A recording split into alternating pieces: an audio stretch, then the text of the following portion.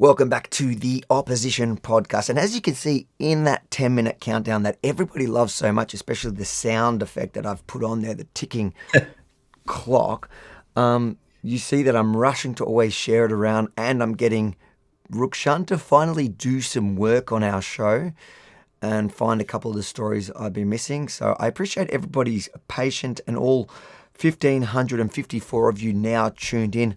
Welcome to the show, and as usual, make sure to like, comment, and share it far and wide. Invite other people to join us on this show. Rukshan, how the heck are you? Life must be good when you do nothing.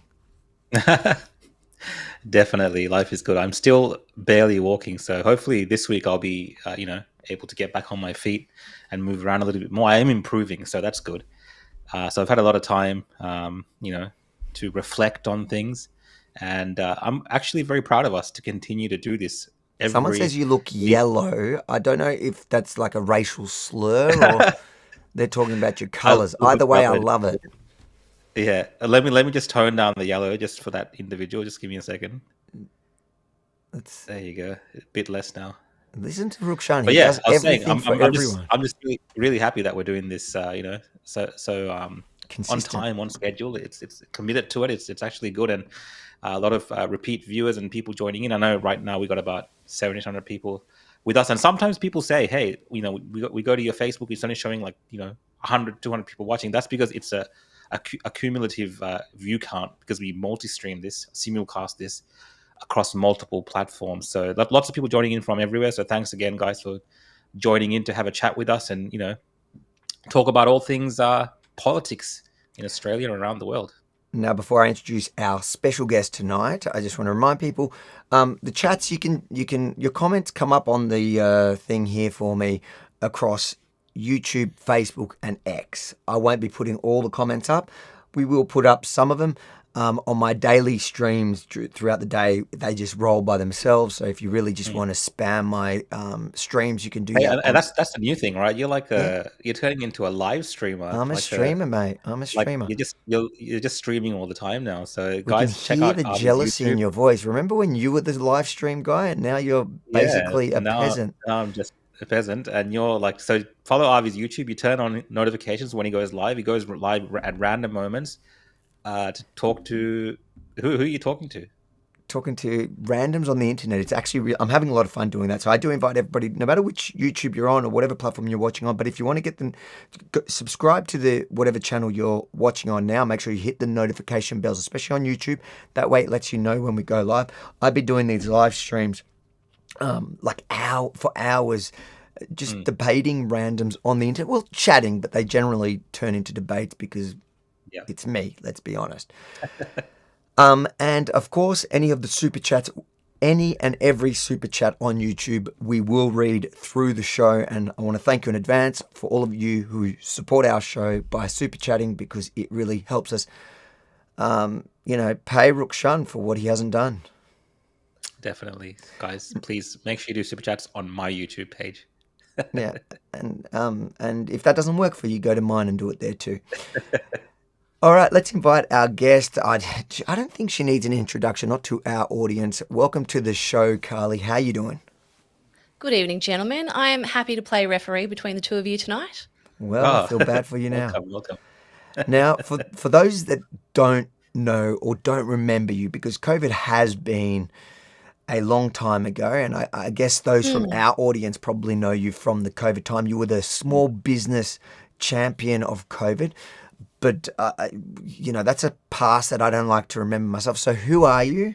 And let's start with where they can find you, and we'll end with that as well. So at the end, if anyone thinks you make any sense, because I compete with you for my wife's attention. She's more focused on your content than mine. So tell people who you are. So on all platforms, it's Carl's J Soda. You guys may have seen me. I've got a podcast with Topher Field now called The Oddcast. And we do a similar thing to you guys, but we film once a week and we just have a bit of fun and talk about the current events and sort of keep our humor in check so that we can digest what is happening right now. But post-COVID, I'm a photographer. That's what I do. I actually have a business and I work in that business. And, part of being a photographer is being an observationist. And I have lots of conversations with people, as you can imagine. When you point a lens at someone, you can you have this like vulnerable exchange with them. And I work with so many small business owners, SMEs, people who are trying to get their business off the ground or trying to recover post-lockdown. And it's amazing what people volunteer when then they're in that setting with me. And through those conversations, I learn a lot about how people really feel. And I feel like now with the way things are going and the way we police our own speech, we self-censor because everything's so volatile. I can tell you now that when you get down to brass tacks with people, no one's happy with what's happening. But I feel like so many people post-COVID, particularly Victorians, right? You think about what happened, how long they were willing to go along with lockdowns.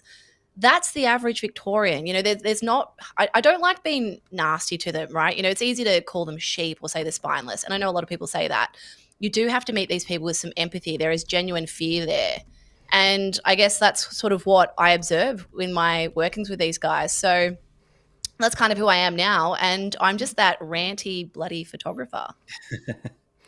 That's I can actually relate to some of the things you said about photography, Carl. So you do really, people kind of open up to you. They get really comfortable, especially if you work with them multiple times. And you do meet a lot of interesting people from lots of different backgrounds. And I know you've photographed a lot of interesting people over your time. Before we talk more about politics, what's the most interesting person that you've photographed and why? I've got to say, probably my favorite person that I've worked with is Gordon Ramsay. That was completely unexpected. And I can tell you, I've never met such a awesome person. Like Gordon, obviously there's TV Gordon and everyone thinks he's like that in real life. He is one of the most hardworking, kind, genuinely complimentary people I've ever encountered. I had a lot of fun. I got to work on his TV show, Food Stars, with my best mate, Sally, who's a commercial food photographer. But Jordan Peterson is probably what a lot of people know me for. And I know Jordan is a contentious figure, particularly now. But that was a really interesting experience. And through that, I ended up traveling with you, Rukshan, to ARC. And Avi was there too. And then I ended up in rooms with people that I had no business meeting. I've met Elon Musk. I've met a few people. But yeah, it's really interesting. I think having your camera on you is a really great way to start and initiate conversations. It's a good icebreaker. And it's weird. It's like a truth serum. As soon as I put my camera up to someone's face, it's like that veneer that they put on just melts away. And then all of a sudden they're looking at me in the eyes and we're just having this honest conversation. So yeah, it's pretty cool. Well, the only veneer that's hard to break is that of the political class. And we're seeing a bit of, politics as usual in Australia, Avi, with a defection. From the look Greens. at you. I like how Rukshan's usually the one I've got to move on, but tonight Rukshan's getting things done. Let's watch we'll watch the video. Yeah, watch the press Western Australian Senator Dorinda Cox has defected from the Greens to join the Labor Party. Our political reporter Olivia Casely joins us now from Parliament House to tell us more. Olivia, Senator Cox cites a loss of confidence in the minor party.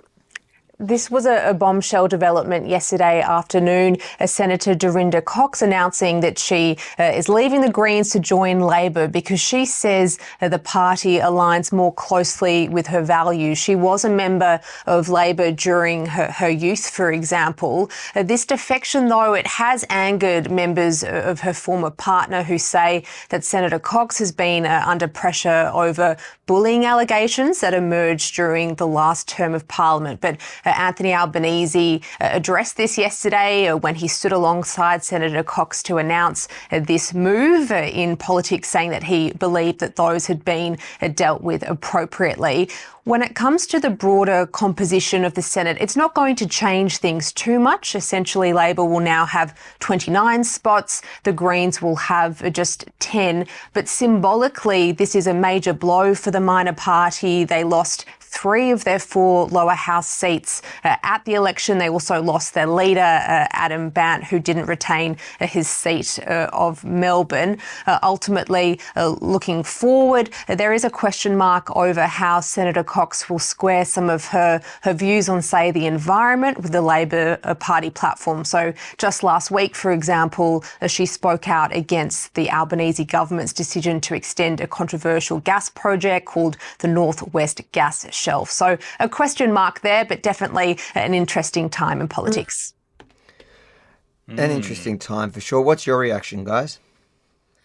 The Greens are radioactive at this point. I think they've got a huge PR issue. I mean, it's easy to make this comment, but I think the alignment with people like Abby Chatfield and the volatility that comes with being part of that activist crowd has made the Greens very, very toxic to your general, Australian voter. And I think with a lot of these politicians, they're considering their careers long-term and being aligned with these minor parties who are seen as antagonistic and volatile. It's not going to look good for their career down the track. So I think, it's a clever career move, but it's mindless.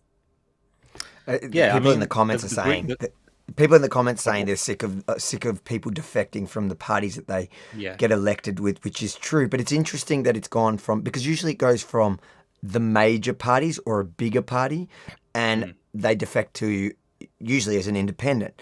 In this case, it's gone the other way. It's gone from the Greens at a time where they've hit an all-time low. They've lost their leader. They've lost a bunch of Senate seats.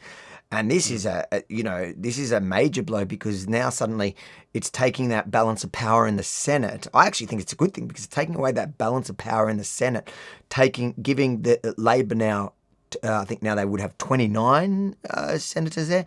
And that means the Greens have lost in this election like 5 seats in the Senate. So they really, I don't think Labor will need them to pass legislation. They can use a couple of the others like Jackie Lambie or whatever. So they don't really need the Greens, which is only a good thing for us. It means that they're not going to be pushing the Labor Party further left. What were you about to say, Rukshan, before I... No, look, I think, like you said, that's an interesting point. Like, she's defected to a major party and not gone as like an independent or something like what Lydia Thorpe did and so on. So, and I think the reason for that is she's probably someone that wants to stay in political office in the future as well. So having the backing of Labor obviously makes that a lot easier for her to contest her seat again. I'm not sure, she wasn't up for election this time, was she? She was already so she's up next time, and I think she knows right? There was also like a lot of internal stuff going on in the background. Internal fighting within because she did put herself up. She didn't get down. Something with Marine Faruqi. So there is internal politics there, and there's obviously the allegations of bullying. I don't know if that's for the Greens because party, like they're all like these kind of activist characters in the Greens, and they all kind of have their own little egos. And like Marine Faruqi is a great example of someone who are you guys related? She's obsessed. No, we're not related. She's obsessed. She's obsessed with like Pakistan and Hamas. That's why I thought you might be related. And that obsession comes directly from her own background. It's got nothing to do with like this activism cause that she's taken up as for some reason. You know what I mean? And she's obsessed with that, and she really portrays that as a major issue. Like we've seen videos of her standing up in Parliament and talking about a crisis in Pakistan, and yes, it's bad for what's happening there, and then trying to relate it to Australia and blame Australia. Like this is crazy stuff that these Greens do. So these characters, I think when they come together, it's a fertile ground for things like bullying. And that's why we're seeing all these allegations of bullying in the Greens and all this party disharmony, because you have all these people that don't really, yes, the Greens are meant to have this kind of environmental thing that we kind of know them for from the past, but today they haven't been that for years.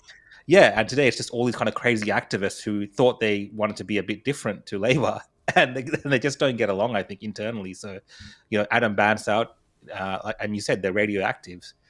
Who wants to be a Greens, unless you're a bit wacky, who wants to be in the Greens? I think the veneer, again, has the luster has really come off the Greens, because in 2020, right, when everyone was stuck in their home behind their screens, it was really easy for a lot of people who felt like they're on the fringe to get radicalized. And when you had different Greens senators coming out at certain points, I mean, Lydia, when she was part of the Greens, she'd come out on behalf of the Indigenous. And then you got Adam Bant, who's coming in and talking about, all the little things like dental into Medicare and, rental help for the renters. And then you've got all these little factions. The issue with the Greens is their messaging has no brand. It's all over the place. And it's whatever the current thing is that a couple of them get behind. And the problem with jumping on the current thing is it alienates most people. You're speaking to a really small minority. And I'm not saying that these issues aren't important. Like you talked about Marine Faruqi talking about Pakistan. There's nothing wrong with that. She's Pakistani and she wants to talk about it. Okay, that's fine. But the problem is right now, your average Australian is doing it tough through a cost of living. They've just had record high interest rates. They're really struggling. There's so many different things happening at the moment that when you have Adam Bant, who refuses to stand in front of the Australian flag, and then Marine Faruqi, who's talking about Pakistan, your average Aussie's like, what about us? Do you know what I mean? Like, let's not forget the elephant in the room. You had since October 7, they've rallied more for Gaza than they have ever for Australia. This is and I think that really affected them. It's to the point that you've been making throughout this. It's all these, the issue of the day. And that specific issue is so divisive, they really put all their eggs into that basket right up until probably a few weeks before the election, where they realised that Australians are not completely sold on this issue that the last year and a half may, and it cost them. I think that cost them. I think Pakistan as well. I think all these little issues that they go on about, and even the Greens have realised. And it's funny to see the ABC make it about bullying, because if it really was about bullying, her defection about bullying, because they're saying that she might not get pre-selected or whatever, if it really was about bullying, there would be zero Greens party, because the party of so-called tolerant left, the tolerant left has been proven time and time again to be so intolerant of everyone else, but also each other. Yes. Well, you just had to look at the way Abby Chatfield campaigned on behalf of the Greens. I mean, she's a volatile person at the best of times, but their method of trying to persuade people is to basically chastise you or humiliate you or bully you until you submit. And Abby Chatfield, she's most known for doing the claps like, you are an idiot, you're dumb. And like that's their only comeback. Either agree with me 100% or you're an idiot, you're lower than me, I'm smarter than you. And again, that kind of messaging doesn't work. And when it comes to the Gaza-Israel stuff, I'm not going to sit here and say that between the three of us, we're able to solve this issue. Avi, I'm sure you feel differently. But like, you got to think about how disruptive the messaging is around the Palestine issue. I'm not saying that you can't care about it. That's not what I'm saying at all. What I'm saying is when it's protests every Saturday, it's every comment thread, every article, everything has to come back to Palestine. It's exhausting. And what happens is you get people to go offside. In your pursuit of trying to get people to agree with you or to align with you, you actually do the opposite. You make people at worst, like, put off, at best apathetic, and it makes people just go, well, like, if you're just going to yell at me all the time because I don't agree with you, well, why am I here? And that's why I think you're seeing a lot of people fall out of love with the Greens. I think traditional Greens voters aligned with them because of the environment, and not just from a climate change perspective, just more from a conservation point of view. That's what Bob Brown did when they started the party. But now it's no longer about conservation. It's about this climate activism, and everything's volatile. Everything's violent. Avi, you've been to all those protests in the city.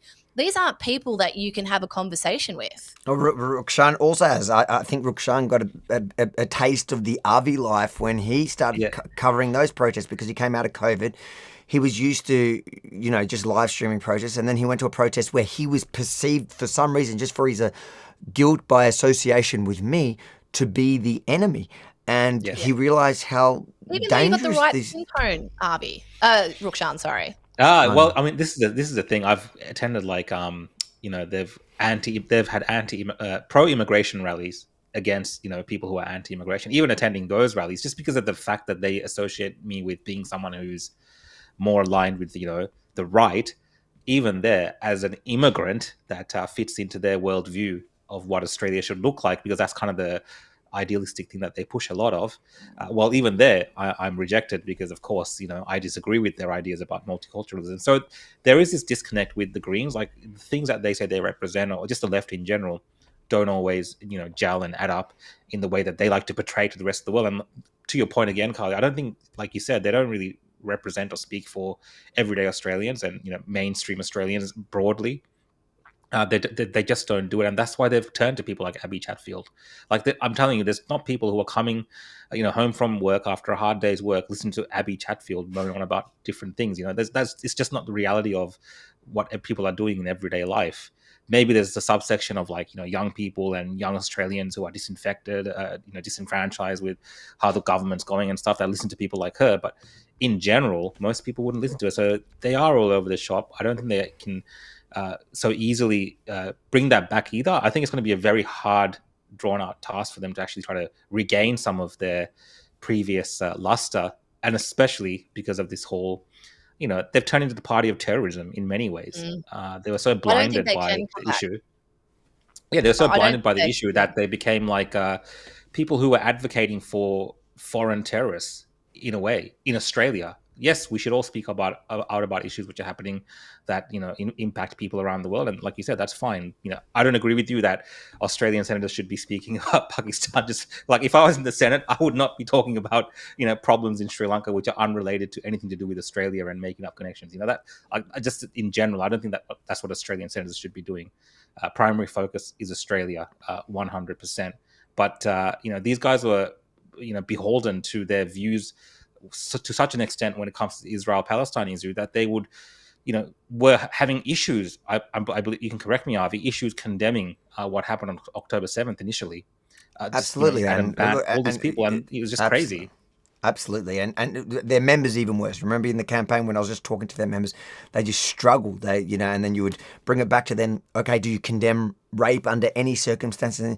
And you see this kind of hypocrisy and failure to even abide by their own moral compass, their own worldview when it comes to Jews. So, and I think Australians realise that. But one thing I've got to say with what you just said, I didn't want to interrupt you because I'm practicing. My wife's telling me to practice to stop talking over people on these things. So I'm working on myself. We'll see how we go tonight. But you did say that, they rejected you, the Palestinian protest, and I know people are going to be shocked by this. Well, this is the thing. This is the thing, right? I went to my first. Wait, but what if you interrupt me? Am I allowed to? No, I'm interrupting you because I just want to put this out there. I went to my first pro-Palestinian protest when it all kind of kicked off, at the invitation of Palestinian Christians that wanted to take me there and show me all this stuff. And the first one I went to, I was pretty much like I was tagged by one of these kind of lefty Antifa types, and they'd put a few bodies on you to kind of watch you the whole time and intimidate you. And they saw all this happening, and then beyond that, obviously people just try to come and attack you because they're like, oh well, he doesn't belong here, and that eventually became the whole Palestinian group. At least some of the protesters that were there as well. The guy that ended up assaulting me as well, because it's this kind of idea that if you are friends with a Jewish person that supports the state of Israel, well then by extension you are also a legitimate target for our hate. And so what I wanted to say is that Australia. What I wanted to say is they were right about rejecting you. It was just for the wrong reasons. Yeah, so I was coming out to defend them. I mean, you don't need to be as journalists, as people that cover these things. If these guys, they talk about the free press and all these things, if they believe in those things, then everyone should be able to work there and cover. It's funny they even picked on. Did you remember that TikToker? There's that. They probably thought he looked like me because he was. He was like a Sri Lankan. I think he's Sri Lankan or Indian. And he was completely confused because he's not from Melbourne. He was shocked, and I remember at the time. I think in the comments or something, he may have said that somebody confused him with me, maybe, or something. I don't know. Yeah. Anyways, it's just so funny. Those guys don't do themselves any help. Let's read a couple. We've got 3 super chats before we move on to the next thing. Rukshan, do your job. Yeah, sure. This is from Katandra Grand Prix. Carly, that Goulburn Valley Machete story that you had in your Instagram story today, I actually live in the region near Shepparton. We're going to get onto that stuff, but what was that story? We'll come back to it, but what was that story? Yeah, just more of the same. This time it's hitting the rural towns, so it's not just centralised in the city. I don't think it ever was centralised in the city. I think people have just noticed people like it. To pretend that it exists in a vacuum, yeah. Another comment from Katandra again. Found out I'm eligible to run for state. That must mean, is that because you are a dual citizen? Because I'm assuming that's what you're referring to. I'm assuming, maybe not. because I know you've got to. I don't think you have to renounce dual citizenship to run for state. You don't State actually. I know office. that for a fact. And one more. This is from Dream M. Thanks for the super chat. Faruqi, Minister for Pakistan, Payman, Minister for Gaza. No wonder they Renault their one on the nose. Reno, they're on the nose, yeah. I see what you're saying there, and I tend to agree. I think that that's what's happened, and that's what you see happening. I think that's what's annoying Australians is that when you vote for people in Australia, that's what you want. And I think even Payman has cottoned onto that, and that's why she named her party, even though she's all about advocating for Palestine. She's been going on about that stuff. Yeah. She named her party. She didn't name it the Islamic Australian Party or the Islamic Australian Voice. She did the Australia's Voice, which clearly people saw right through because they didn't achieve very much. Let's go on to the second story, another interesting one. This was sent in to me yesterday by a viewer. Thank you to the viewer who sent it in. So this is the Mornington Peninsula Shire Council. They've essentially, you can see, they've got 3 flags on this registration for kindergarten promotion for the council. So for the ratepayer funded council kindergarten. We're talking about kindergarten, little kids. And so they've got 3 flags on there. They've got the Torres Strait, the Aboriginal, and then the latest trans one, which I don't even know I haven't kept up. Obviously, I haven't been paying attention for the last week, and there is another thing in there. There's a little circle. Just looking at that, what's the circle? Yeah, I don't know. Do you know, Rookshine? That's your community. It's I'm live Googling. It's another plus something. It fluctuates, depends, and it's always adding stuff onto it. I don't know if the English alphabet will be enough eventually. Hang on. The intersex inclusive progress pride flag. Try saying that 3 times fast. We should adds have a known yellow that. triangle with a purple circle to specifically represent the intersex community. Okay, there you go. Thank goodness. Yeah. I was starting to feel like I was always wondering where they were on the other flag. So, but this is a serious thing. You've got a council promo here with already virtue signalling with Torres Strait and Aboriginal people, which I wonder how many of them live in Mornington Peninsula. But they refuse to put the Australian flag, and in its place on this kindergarten thing again, like that's reminding, like it's kind of sexualizing this this registration for kids. Like it makes you wonder, what are they going to be teaching in this kindergarten when that's the focus? Well, and they're avoiding any. They're erasing any Australian national identity. This is the insidious nature of this ideology, though. They need to start it young, because if you explain you explain this to someone who has common sense, it makes no sense. So who better to speak to about all this convoluted sexual deviancy than children who have no context for what you're talking about, right? I mean, I've seen a lot of this stuff through Libs of TikTok on X, and she shows a lot of what's happening in the US schools. And essentially what it is, I mean, you guys would have talked about drag story time before. Yeah. Getting in on this ground level and making it seem somewhat okay. The issue with this is I don't think the people who have put those flags on that particular flyer are trying to indoctrinate kids. I think this is like probably some white liberal woman who feels like she's doing the right thing. She's, very inclusive, and she's very considered, and she's very empathetic to the community. I don't think she's thinking, oh my God, this is I'm now going to be able to groom kids.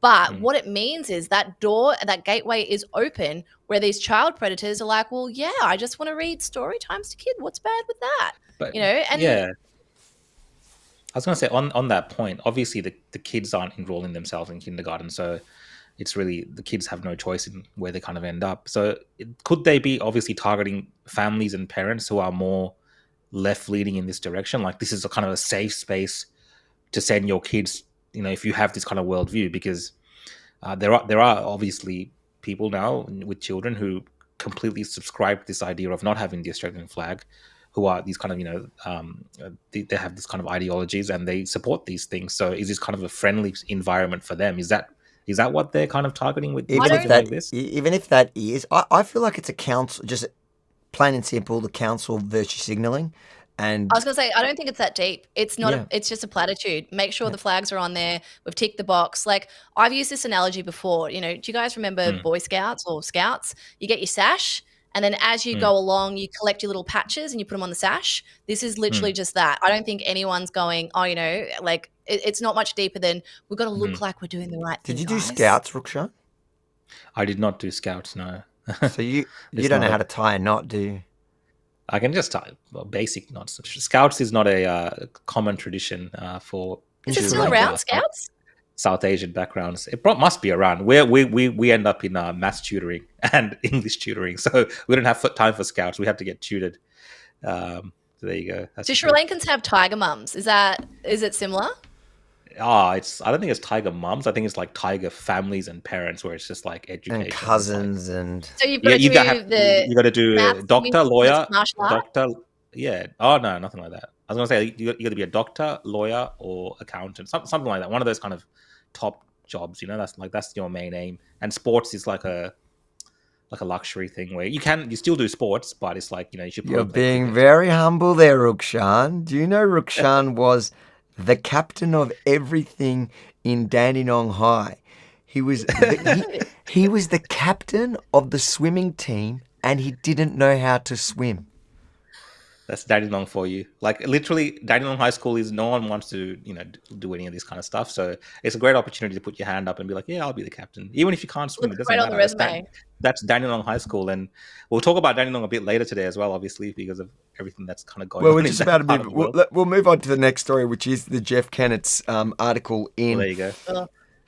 in today's Herald Sun. We don't have to really read the article. It's quite clear from the headline what he's trying to say. It's time for Victoria to introduce a zero-tolerance approach towards violent offenders. Victoria cannot continue to pussyfoot around acts of criminal behaviour in our community. Violent offenders should go directly to jail without passing go or bail. And I got to say, I agree. If you look at, for example, New York, prior to, what was his name? What was the mayor of New York? Rudy Giuliani. Giuliani. So when he introduced the zero tolerance, if you were in New York before the zero tolerance, it was a scary place. And then if you went there after, it completely changed. It actually scared a lot of the criminal elements out of town because it just wasn't worth it. I feel like we need that here. I can't help but bring up my mate Nayab Bukele and how quickly he was able to clean up El Salvador. Not to conflate the two issues and say they're in any way similar. You know, a horrific gang crime. For those who don't know what I'm talking about, El Salvador used to be the homicide capital of the world. I believe it was like 1 in 4,000 was the death rate, or it might have been worse than that at one point. And essentially, Nayab campaigned on, I will have a zero tolerance approach. And you got to imagine, like, generations of El Salvadorians growing up knowing that they either have to be part of the gang because there's no other option, or you know, you're going to get killed. Having someone come out and saying they're going to be tough on it, you sort of go, well, all right, someone's finally got a backbone, someone's going to do it. He was able to completely rehabilitate that country within 18 months. Now, there's a lot of people who talk about CCOT, their big jail, as some, like, you know, Amnesty International is always talking about CCOT as if it's like some horrible camp where people are being locked away. But I mean, Topher and I have argued about this because he is, you know, he's an ideology-based libertarian. I am libertarian, but I'm also very realist. And the time for nuance and doing things like ideologically has well and truly passed. At this point, it's not about human rights. It's about protecting the victims and stopping it from getting more out of control. And if we don't do something at this point, and it's been out of control for almost a decade. This isn't a new thing. It's just now breaking more of the mainstream news because it's so prevalent. But what we're going to see if we don't take control of this crime is we're going to see the rise of vigilantes and retaliation, and it's going to get even uglier. And when you have people who are taking the law into their own hands, who are thinking they now have the right to go and bash these kids or worse, kill them, that's going to be a whole different conversation. And so if we don't want it to escalate to a point where we're having this massive crime issues on both sides, the answer was really simple for Jacinta. All she had to do was change the bail laws. She revoked them, she changed them, she watered them down, and she, to be fair, to give her some credit, she has acknowledged that they got it wrong, but yet she still hasn't made any decisions to change it. She could change it on a dime, and that's what people forget. She could change it today, and there's a reason she's not doing it. Is because if she does, it will be a PR disaster, because unfortunately, a majority of these youths are people who aren't Caucasian, and you can't have that conversation. And so if Labor were to come out and all of a sudden the incarceration rates go up, and then we look at some statistics and it looks a little bit like it's concentrated on one side of the fence, then all of a sudden Labor's going to have this PR crisis. So she's kind of damned if she does and damned if she doesn't at this point. Yeah, you can tell they're kind of in a mess with all of that. But to your point about El Salvador, I think that's kind of the complete decay of society. Like that's where you end up when you don't touch these topics and let it kind of get out of control. And in a weird way, Victoria is kind of like that when it comes to crime. It is a topic that multiple governments, Labor and Liberal, at various points in Victoria, have not managed to actually handle in a way that makes the community safe. And this is, by all kind of metrics, Victoria is a first world country and a first world nation. But we are now seeing the introduction of this criminality, this violence. Well, it's not only that; it's normalization of it, Ruksha. Normalization of it. So I spoke to someone today on X. They were just giving me an update on a story that I published the other day, and they were saying that just instances of these kind of I'm just going to say how it is, these Sudanese or African gangs that are roaming around in the southeast suburbs, for instance. There are many instances now of them just going up to kids, beating them up, taking their shoes and their clothes.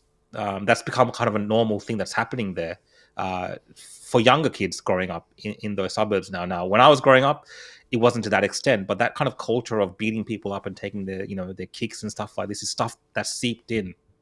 Because it's things that do happen overseas, and now it's become normalized here, and kids are living in fear of those things, and that's kind of what Australia is becoming like this kind of ghettoized version of America. And we talk about Alice Springs, Ivy, last time. It's kind of like that as well, and you're getting these pockets appearing in parts of the country, and it's a bit scary. Well, this is like one of those stories that you were mentioning. This is, I think, this is the perfect example. Yeah, the son was attacked by a gang at a Pakenham's party, and he was robbed.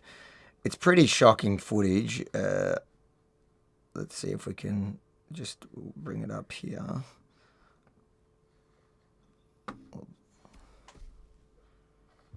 Not playing the Herald Sun's. I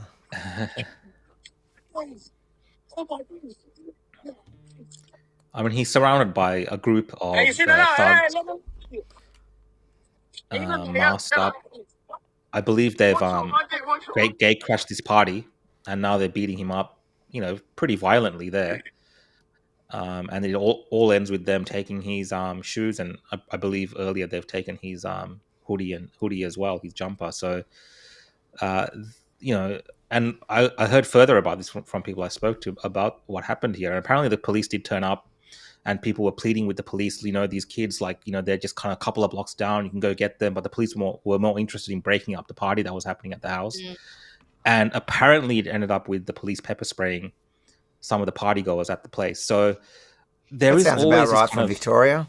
That sounds about right for Victoria Police. You know what the problem was at the party? Spraying protesters and so on. There was What was the problem with the party? There was probably a 70-year-old woman there, and Victoria Police just can't help themselves. Do you guys remember, we're all of the same vintage. The worst we had when we were growing up, not to say that this didn't happen, I'm not suggesting that, but remember Corey Worthington? Remember Corey, the party kid? And that was the worst thing that happened. Like a bunch of kids get a bit rowdy and partied a little too hard. Now it's like kids are partying and stabbing each other with machetes and also filming these crimes. That's the aspect of it, yeah. That's true. A lot of this is imported culture too. This is stuff that they're witnessing on TikTok. They're seeing it on Snapchat. They feel cool. And I mean, God, I could go into a rant about this and I'll spare you guys. But a lot of this is I think your viewers will be like, that's enough. I've heard that's all she talks about. But at least my wife will enjoy this episode. Rhonda, hi. We were victims of a home invasion in November. And I mean, I'd heard of the gangs, I'd heard of the youth crime, but until it's on your doorstep and you're the one living through it, I cannot tell you how unsettling it is. Like, I have really bad insomnia now as an ongoing thing. I wake up at everything. Our car was stolen. They came into our house while we were sleeping. They ransacked it. And then a couple of months later, whilst I was shooting a wedding, I had my car broken into and I had all my stuff stolen. And so I've gone through it twice in different settings. And I'm trying to keep my wits about me and make smart decisions, but I don't feel safe at home. I don't feel safe leaving my car anywhere. And I'm always looking over my shoulder. I don't want to catch public transport. And I'm not someone who's fear-mongering. I'm not someone who's, particularly self-conscious about things like that. But it is now a consideration. I'm like, all right, if I'm going to do this, I have to plan my day better. If we go to bed at night, we call it like locking up Fort Knox. I feel like a prison warden walking around my house, locking everything up. That's just my personal experience. Unfortunately, what's happening now is it's so prevalent that it's very hard to find someone who hasn't been impacted either directly or through a loved one.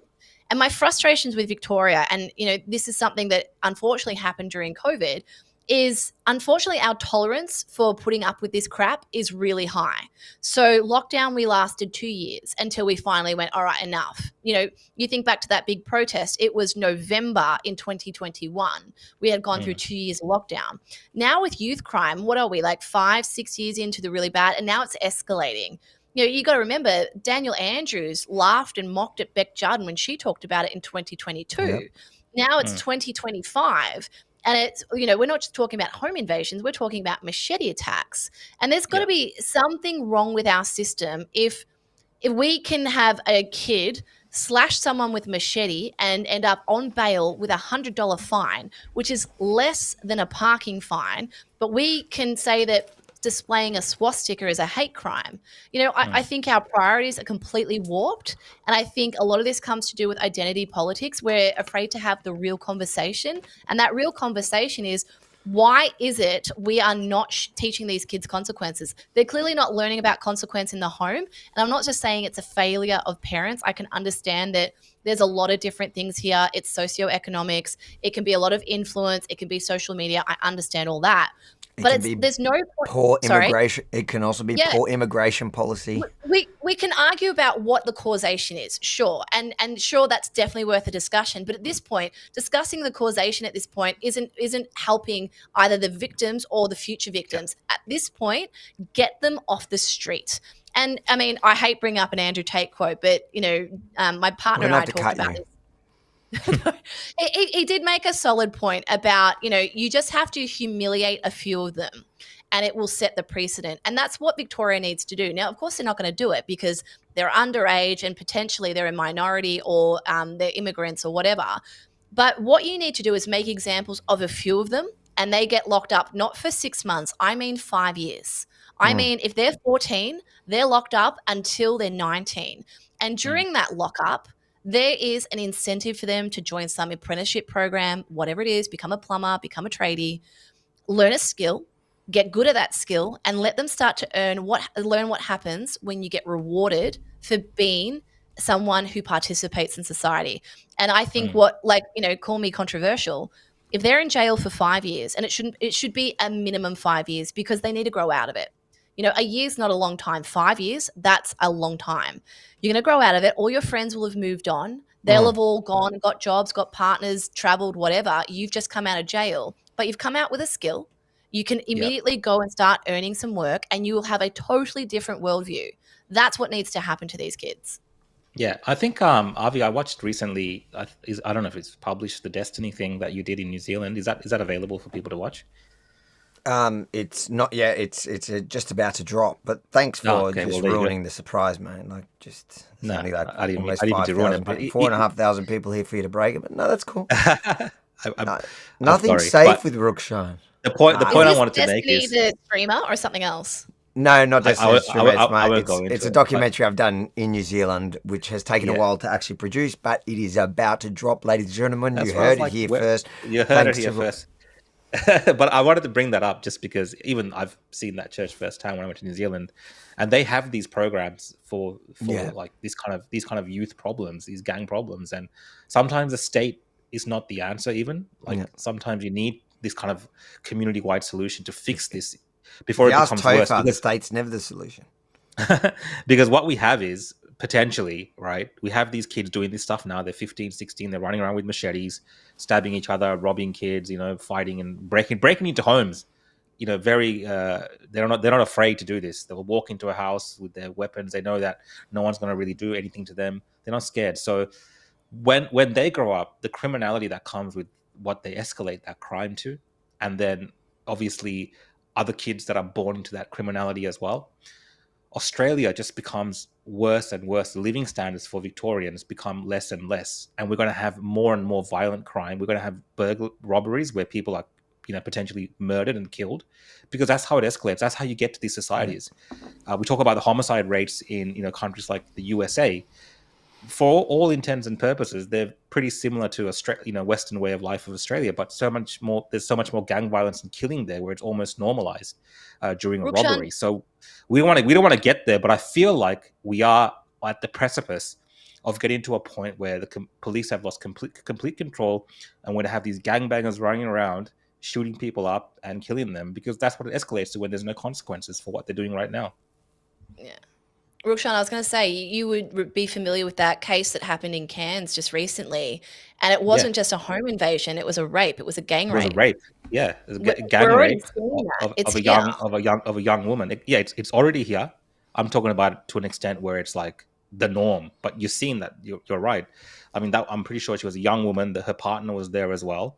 Yeah, they made him watch. Yeah, they made him watch, and there was a gang rape by these. I believe they're youths as well. So this is not what we should be tolerating becoming the norm, and they're not getting on top of it. And I think it's just going to become worse and worse. And many people who are not used to this, they're going to struggle with it coming to their towns as well. So I grew up with a little bit of this kind of violence and stuff around me in Dandenong, and it's kind of not weird to me, like seeing these groups of people hanging around and fighting and gang. It's not really strange, but that's because it was kind of normal there, but it's kind of somebody spreading says out that a lot of notable people come out extent. of Dandy High. Is that actually true, or is that?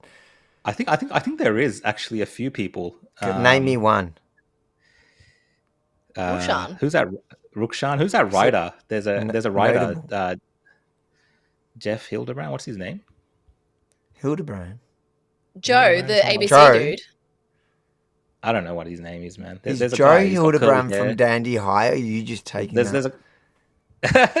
there's a few, man. I don't know who they are, because that's They're not so stuff we're notable that you can't recall them. Yeah.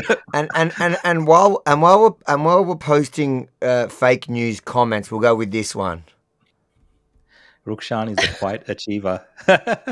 Well, someone was saying that in the comments. Sorry, guys. In the comments, I just read someone was saying that Rukshan is the wrong color to be talking about these issues. Hold on. These are liberal platitudes spoken by Rukshan. He's the wrong color to speak about re-immigration, and that's a major problem in Australia now. Just too many Asians and Africans. I think the people who are immigrants, people that look like me, have to also talk about these issues, because also we're impacted by them. One, we're Australians. But, if these communities are not engaged in what their youth are doing and the criminality that they're causing and the impacts of that on wider society, well, you're not going to have solutions, because you've pointed out a few times, Carl, like the, kind of white liberal, leftist activist individuals in Australia, they have a different stance on these issues, and they like to close their eyes and pretend, diversity, hoo-ha, everything's going great. That was just, that gang rape. That was just, because he had a bad upbringing. It's nothing to do with anything else. Let's move on. So we can't have that. And you need to have people who have actually experienced these kind of impacts on their societies and their lives, and maybe their parents have talked about it, to address these concerns as well. So I think it takes. But I don't know what you guys are complaining about. There's a new Machete band. None of this is happening. It's all better. Oh, what's this? This I think is the one that you guys were referring to in your story. So 2 teenage boys injured in suspected machete fight in Shepparton, Victoria. Up to 20 youths were involved in the fight. So suspected machete fight. I don't know. yeah, Those damn machetes, like they've been Harry Pottered or something. They just seem to be able to pick themselves up and cut people. I mean, it's yeah. incredible.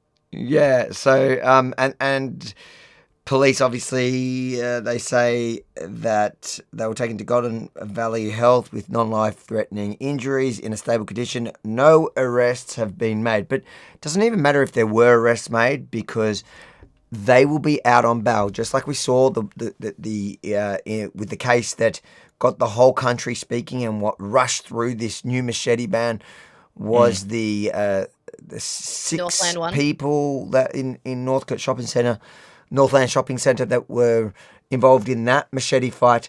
4 of the 6 of them were out on bail by the time the machete ban was introduced. And they were already on bail. They Yes, already had previous sorry, bail. and you were right, and they were breaching bail by committing those offences. It's an absolute joke, the whole system. Just before we move on to the next subject, Rukshan, these are your jobs. Yes, it is a dual citizenship, so that's saying that they're going to run for state and do it. Good on you. Sorry. Rukshan, just back on what you were saying before about like that nasty comment that you got. You just said when we were talking about this that in Sri Lankan culture, it's about being a doctor, about being an accountant, and there's like pressure on you guys to do really well. You get that also in the Chinese community, and you also get it in the Indian community. There's a lot of incentive for the young ones to achieve. What I noticed in high school was like all ethnic groups, there's kind of like a gang elements, especially in the southeast suburbs. For instance, like, not saying like, there was no Indian gangs and stuff like that, but it's kind of like a different type of thing, right? And there was like Chinese, has there been? Hold on, give me the name of a single Indian gang in Australia, so I can have a laugh. The criminal activity or the things that they do which are wrong are kind of different. So, for instance, like I know, like the Vietnamese and Chinese like kids that I knew growing up, they were involved in criminal activity, but it was like drug dealing and like these. But Vietnamese, but back when we were kids, there was massive Vietnamese gangs. Yeah, but they were fighting each other. Mostly, yeah, fighting each other. Yeah. Like they were machete fighting, but each other. Yeah. Isn't there like a criminal code of conduct with organized crime too? Like, for example, the bikies. I don't protest to know what that code of conduct is, but like. They do business with each other and they try and not involve other people because they don't want the heat on them. The problem with these young ones is they don't understand that's that. One. And like generally those type of criminal activities, of course, drugs and stuff have a massive impact on society. And, we shouldn't discount the type of impact that these organized criminals have as well. It's just as bad, if not worse. But the problem with these kids or these other youths who are doing this gang violence is, breaking into to homes of families in broad daylight holding machetes. That is a terrifying recipe for the children who are in the house, the parents who are in the house. We are also an unarmed population, as many Australians, that watch our show would talk about. The self-defense for many Australians is non-existent. You're likely to get in trouble for trying to apprehend one of these kids and doing some damage. Like that's kind of the place. Someone I know is going through that right now. Exactly. Someone I know assaulted some kids that broke into his home and is now on assault charges because he beat up these minors. And get this, the parents of the kids who got beaten up, who were in the house with machetes, are now trying to sue this person. Like, and there's avenues for them to do that. That's the illogical part that I just cannot wrap my head around. I said before on my Instagram that in Victoria now, displaying a swastika is considered a hate crime. And we've passed that law in Parliament. And that, I'm not saying that a swastika isn't a bad thing. What I'm saying is showing an icon is considered far more egregious than actually physically slashing someone up with a machete. I don't understand. And I said before, there was a story on the news. It was a homophobic attack. It was a couple who were out running, and one of these youths came up to them, said some homophobic slur, and then slashed his arm open with a machete.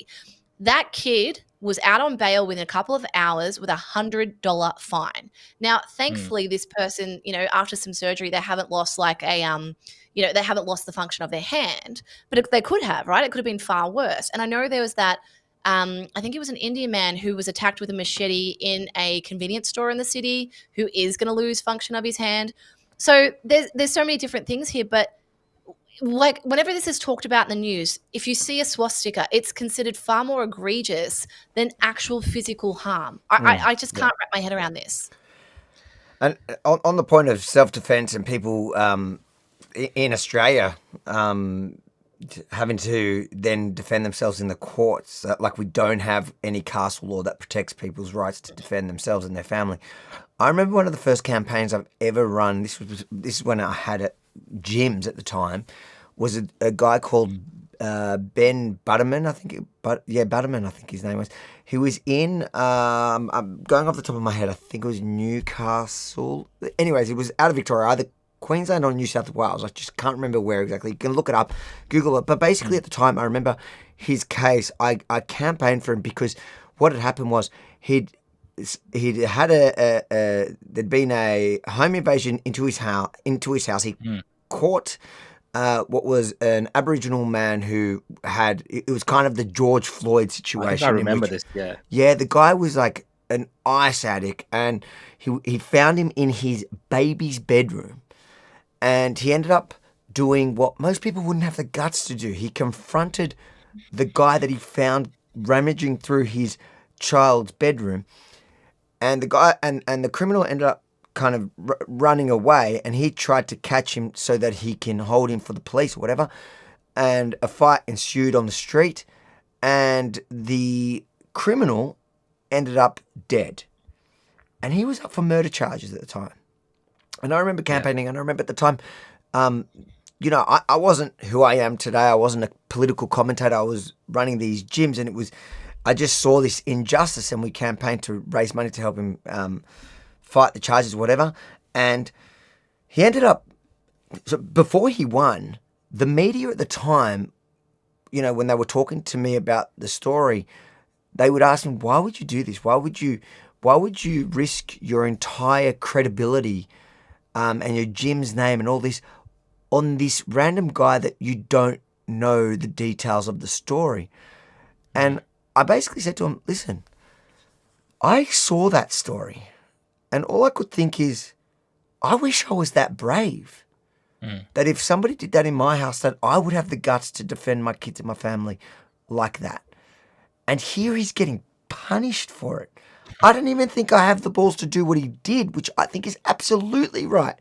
And it's shameful that in Australia we don't have the right to defend ourselves even with Look, I believe we should be allowed to have firearms in our house. And if somebody comes into my house and breaks into and is rummaging through my kid's bedroom, especially this guy, he had a rap sheet that by memory he was a rapist. He was like the most horrible person. And because of the campaign, and because of the fact that the police ended up charging him, and that he had to defend himself, he sat in he was on remand for a long time there, while he went through the courts, and there became this campaign in his town against him, like he was the criminal. I was thinking, this is injustice, and at the end he ended up fighting, winning, and I think he got a payout after all. But there has been a problem with our system for a very long time. It's just gotten worse. And wasn't there an example of that recently, Avi, in WA? There's two homeowners, and I think it was an Aboriginal youth broke in, and one of the owners beat him, basically black and blue, didn't kill him, but beat him up. And now the Aboriginal child's family are trying to sue the state as well as the homeowner.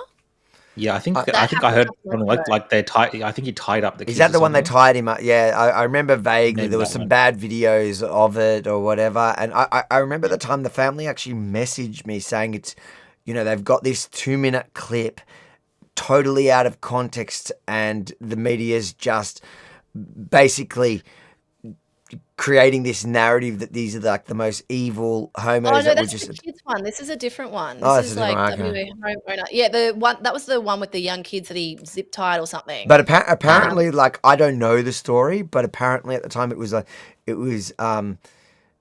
completely.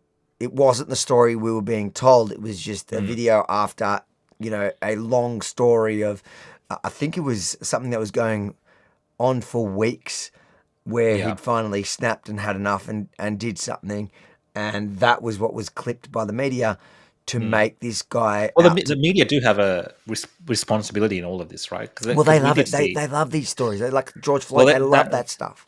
exactly, it's right. They glorify kind of they scare homeowners And if it, and people and if it's an taking Aboriginal action. person, like last week before we came on, and there was that death in custody, and I was just had ABC on the side, and it's just like the way they were drumming up another death in custody, another Aboriginal death in custody, and like it's like they didn't know any facts. A death in custody in Alice Springs by undercover cops, and it's like they just wanted, and they kept going down the narrative of this how many deaths in Aboriginal deaths in custody in Australia, and trying to ignite that flame that we saw so much destruction from in 2020, 2019, 2021. And I just found that article about the one in WA. So And it what was, was so it's Perth now. I'm just reading it to you. Boulder home invasion, 2 injured in machete wielding home invasion gone wrong. 2 men have been seriously injured after a man armed with a machete brazenly attempted a violent home invasion in broad daylight. The incident unfolded on Friday at 10:15 a.m. So in broad daylight. A 20-year-old man broke into a home with a machete. A man living at home whose wife and children were also at home at the time confronted the intruder and the altercation broke out. The machete-wielding man received serious injuries and was airlifted to the Royal Perth Hospital by the Royal Flying Doctor Service. The resident of the home also suffered serious injuries and was sent to Kalgoorlie Regional Hospital.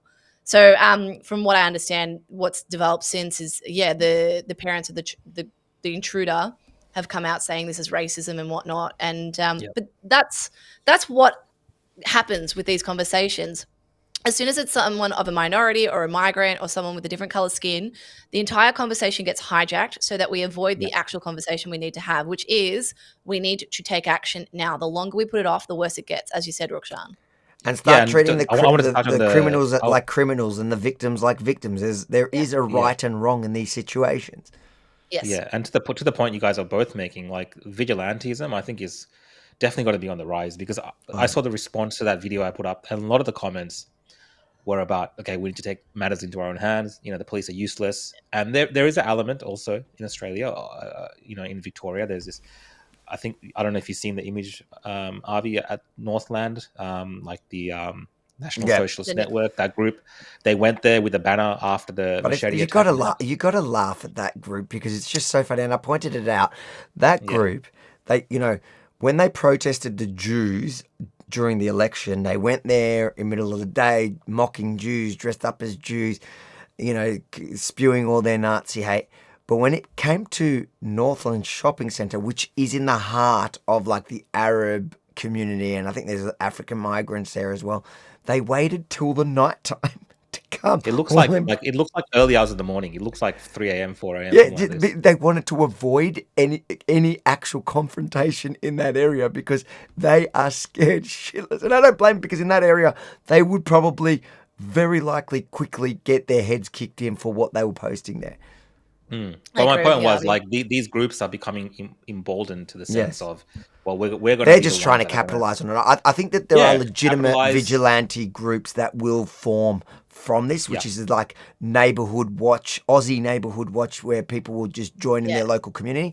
That group, they take every situation and they try to use it as a tool in which to recruit. But I got to say, anyone watching this, anyone who saw that and was inspired to join that pack of losers who didn't even have the guts to go do it in the day, well, I guess you are a coward, so you can join the rest of the cowards. And if you want to prove me wrong, go do that in the day. Go do that when people are in the neighborhood driving around.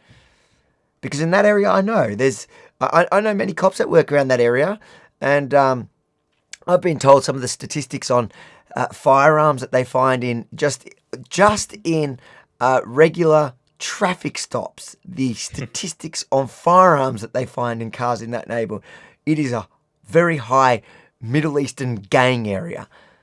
Go and try that there, because the groups that were fighting the machete fights, it was Middle Eastern versus African. Go and try it there in the day. And you're not brave enough to do it. You're only brave enough to go to Caulfield or whatever area that they targeted during the and I just think we need to embarrass them for that type of stuff, because it's all very planned, and they are, like, we see they're a pack of cowards. I've seen them at those protests that they come to fight Antifa or whatever, and then, like, even there they were scared. Like, I don't know, were you at that one where it was the neo-Nazis versus the Antifa? Like, it got confusing because they were all dressed the same. They were all dressed in black and balaclava, but it was They're all wearing masks. Yeah, it was Antifa versus the neo-Nazis, and they were both shouting "Free Palestine." Like, that was the funny. It's a shoehorn theory. They literally proved it right that day. They are so similar.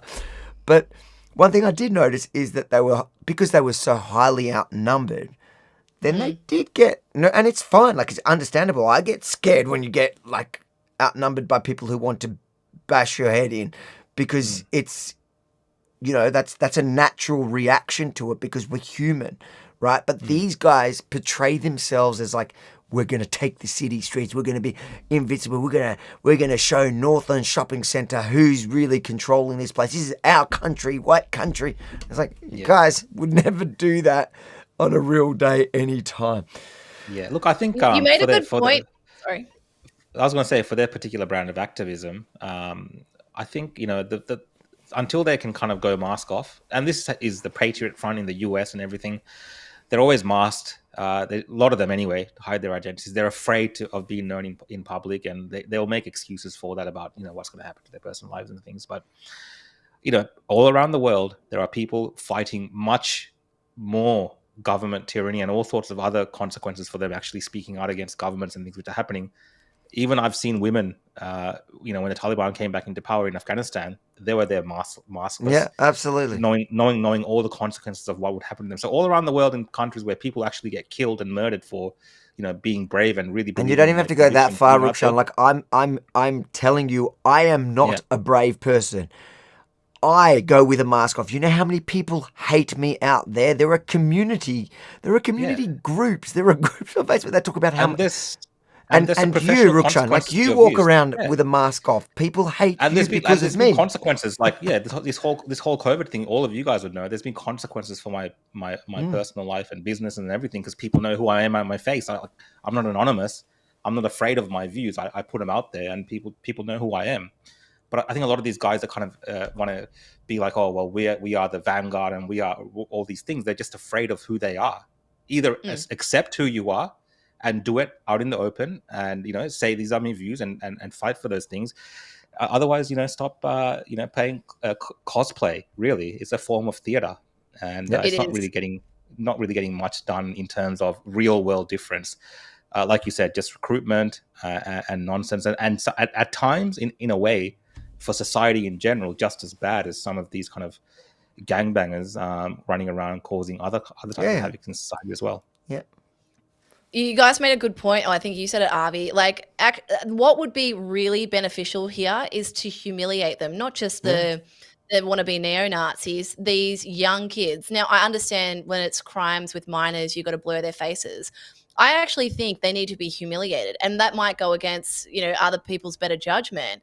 But, what they're doing, they're filming their crimes. They're getting, if there's CCTV footage of them, they're posting it to their social media. They've got Instagram pages where they're putting up selfies of them with their stolen goods and, doing all these like weird little symbols, and, they're wearing their Nike outfits and looking all cool, and they're posing with their machetes. Like, they're proud of their behavior. What better way to deter it than to actually humiliate them? That's what needs to happen. And that's what we saw with Nayab. He humiliates these gang members, and it works. So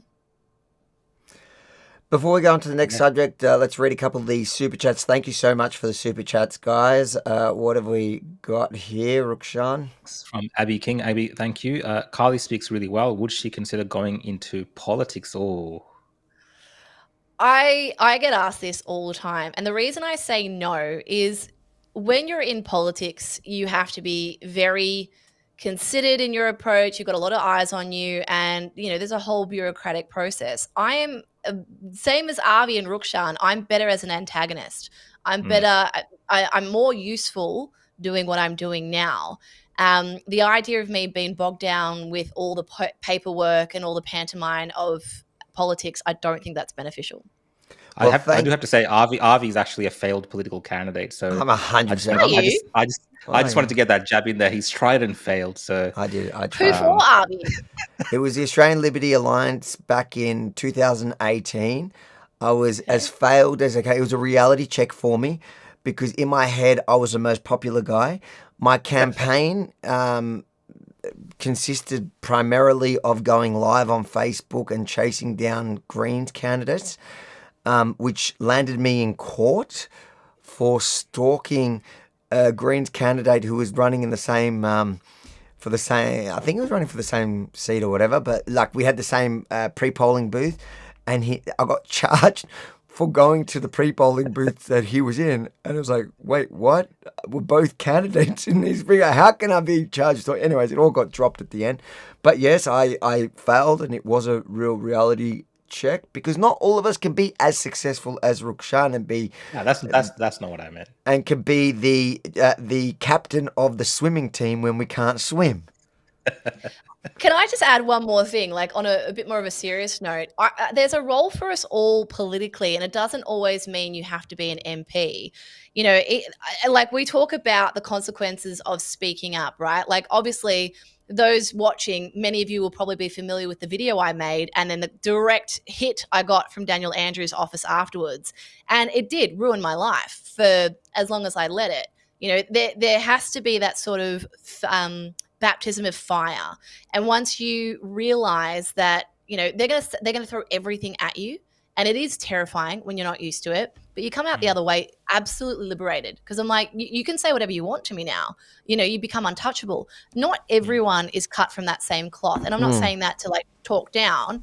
We all have a role to play. And for example, we're all happy to put our faces out and our opinions out, much to the detriment of, you know, our careers in other capacities. That's fine.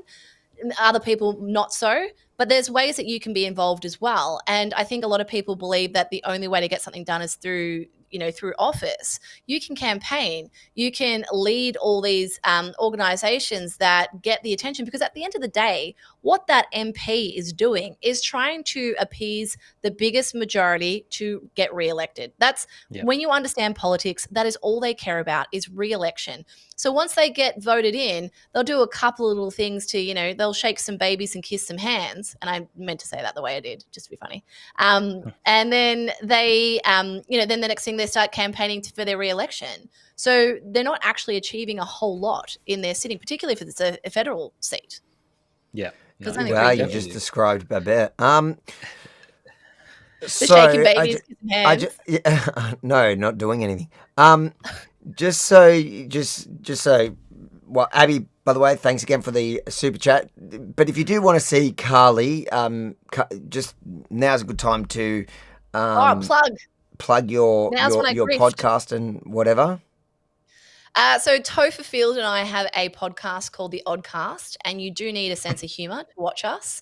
We basically do the same thing here. We're talking about politics and pop culture, but Topher is a political commentator and a staunch libertarian, and I'm just there as, you know, basically the class clown, and we have a chat about all things. And where can they find that? Oh, it's on everything. The everywhere. Oddcast HQ on YouTube, the Oddcast HQ, and it's also on Spotify, Apple, and we do it every Wednesday. So make sure you tune in tomorrow. We have, and if you want to follow me, you can follow me at Carl's J Soda on X, on YouTube, and Instagram. There you go. Awesome. I was going to say, Avi, we got to get on Spotify again and compete with these guys because I've got to get the Spotify. I'm going to get Daniel. Are we going to be bigger? Are me and Topher going to take over? Are we going to be bigger? Well, we haven't been doing Spotify. We've been doing it. Yeah. We did Spotify for a bit. I never looked at the analytics of it, but I think we just got to get these shows put on Spotify again because there's no way. I don't mind you winning, Topher. Yeah, Topher beating us is kind of an insult into my entire existence. I'm sorry. Do you know what I think though? Like in a good way, there is a real hunger for Aussies to hear Aussie-based content in podcast form. I mean, you look at some of the big ones from the US, you know, whether it's Rogan or it's what's his name? I was going to say Topher Field, not Topher. What was it, Tucker Carlson, or Tim Cast? They're so American centric. They're great podcasts. We enjoy the way they're done, but there's not many Aussies who do it well, and that's going to be me and Topher. I think that's awesome, and I think definitely you're right. From the conservative side of politics and the right wing of Australia, I think the only one that's kind of got some prominence in terms of mainstream is probably John Anderson. But I don't think that's palatable. His style is palatable to everyone. It's not like a Joe Rogan style. You know, no, what I mean? no, it's it's a very specific, very There's a lot of hubris formal. in those podcasts. What was that? There's a bit of ego. There's a lot of hubris and ego in those podcasts. There's a level of detachment from the everyday person. I mean, as someone who specializes in marketing and advertising, I look at Joe Rogan and go, the reason he is Joe Rogan is because he appeals to everyone and he's not trying to intellectually flex. And I say that to people all the time, not just like in politics, that if you really want to communicate and get people to agree with you, talk to them as if you're their mate. Talking over them, trying to articulate using really like big vocabulary and trying to show how intelligent you are actually deters people. You got a chance, Harvey. That's why people like me. I'm dumb as dog shit. So go read this one. This is from the Forest Freedom podcast. Thanks for the super chat. Your guest game just peaked with Carl's on. Love the other Carls. There you go. Yeah. I could be your token woman. If we get super chats because you're on Carl's, we'll have you. Yeah, I think we're gonna have to invite you more often. Maybe. Wait! Do I get this money or what? Wow, now you're starting to sound like you're partly Jewish. To Topher about libertarian economics. Talk to Topher. I enjoy these conversations. Thanks for the super chat there. Your super chats are much, much appreciated. There's a couple of read these ones quickly because my following better be going up. Katandra has done a few in a row. That is the bridge at Aqua Moves in Shepparton. Oh, okay, that's the spot where the Machete image showed. And then, I'm not sure where it happened, but the image showed that. Search it up, Granby. I think tomorrow is Killdozer Day. I'm scared to check that up. Yeah. And one more from Katandra.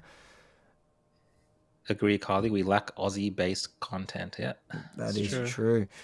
Appreciate the super chats, guys. You can still do them, and we will read them through the show. For now, we're going to move on to the next subject. And again, just a reminder, guys, if you're here for the first time, make sure to subscribe and hit the notification bell, especially on YouTube, but wherever you are, because we do more of these lives. And we have been consistent because Rukshan has finally decided to show up to our show. I've upped my game. Yeah, it's been good. Moving on to the next subject, one that's very close to my heart, Miss Grace Tame, who has me blocked on X. I can't remember what I did. I probably You're breathed. a Jew, Arby, that's why. I'm a Jew, yeah. She is no fan of the Juden. That is true. So Grace Tame's contract with Nike under threat just 6 months after she was made an ambassador as sports brand launches probe into her views on Israel. Oh, there you go. I did see a petition floating around about this, but it is so funny to me that the far left, the ones that have for years screamed at us at how tolerant they are, all turned out to be these Jew-hating like nutcases who are standing for the most intolerant terrorists on the planet. But it's interesting. I don't know much about this story. Do you guys know anything about it? I know a little bit about it. I was reading up about it for our podcast tomorrow. But essentially, Grace Tame is a long-distance runner. She's got herself a Nike sponsorship. I mean, whether or not we agree with Grace or not, she was Australian of the Year. She has done a lot to advocate for sexual assault victims and things like that, which, that they're all very noble causes. But, the problem with a lot of this activist class is they get really emboldened. And certainly when woke ideology had a chokehold on us during the pandemic, that's when they had their biggest platform. That has peaked. I do believe they've hit their glass ceiling. And unfortunately with that comes consequences for potentially taking points of view that aren't that palatable. And so, I mean, Grace is obviously a very staunch Palestine supporter. And unfortunately for her, the Nike brand here in Australia is run by an Israeli organization, which is on, I believe it is registered on the Israeli Stock Exchange. So she's actually biting the hand that feeds her. And, interestingly, these people are, talk about cancel culture. We need to cancel people. And that's very much the progressive tactic, isn't it? Humiliate to coerce people to agree with you. And now that the shoe's on the other foot, now it's a terrible thing to do. You can't cancel me for having these points of view. Well, hang on a minute. You've been doing this to us for the better part of half a decade. Now it's time you eat your words. So I think what's going to happen here for a lot of these people who are able to create really lucrative careers because they're on arguably the right side of whatever the topic is. Grace Tame is obviously getting a fairly decent check from Nike. She's going to lose that. And potentially other sponsorships because, it's a private company. Well, Nike's not a private company, but, the company that's representing them here, they have every right to decide who they want to align with. And, I can't help, I'm just scrolling this article and this popped up. Tame joined a panel of speakers at the Feminism in the Time of Gaza Forum in Melbourne last month, organised by the Australian... There was a better oxymoron. I don't care where you sit on this subject, but to sit on a panel that's called Feminism in the Time of Gaza and to think to believe that you're fooling anyone is just... Is the dude on the right is that a dude? The one on the right?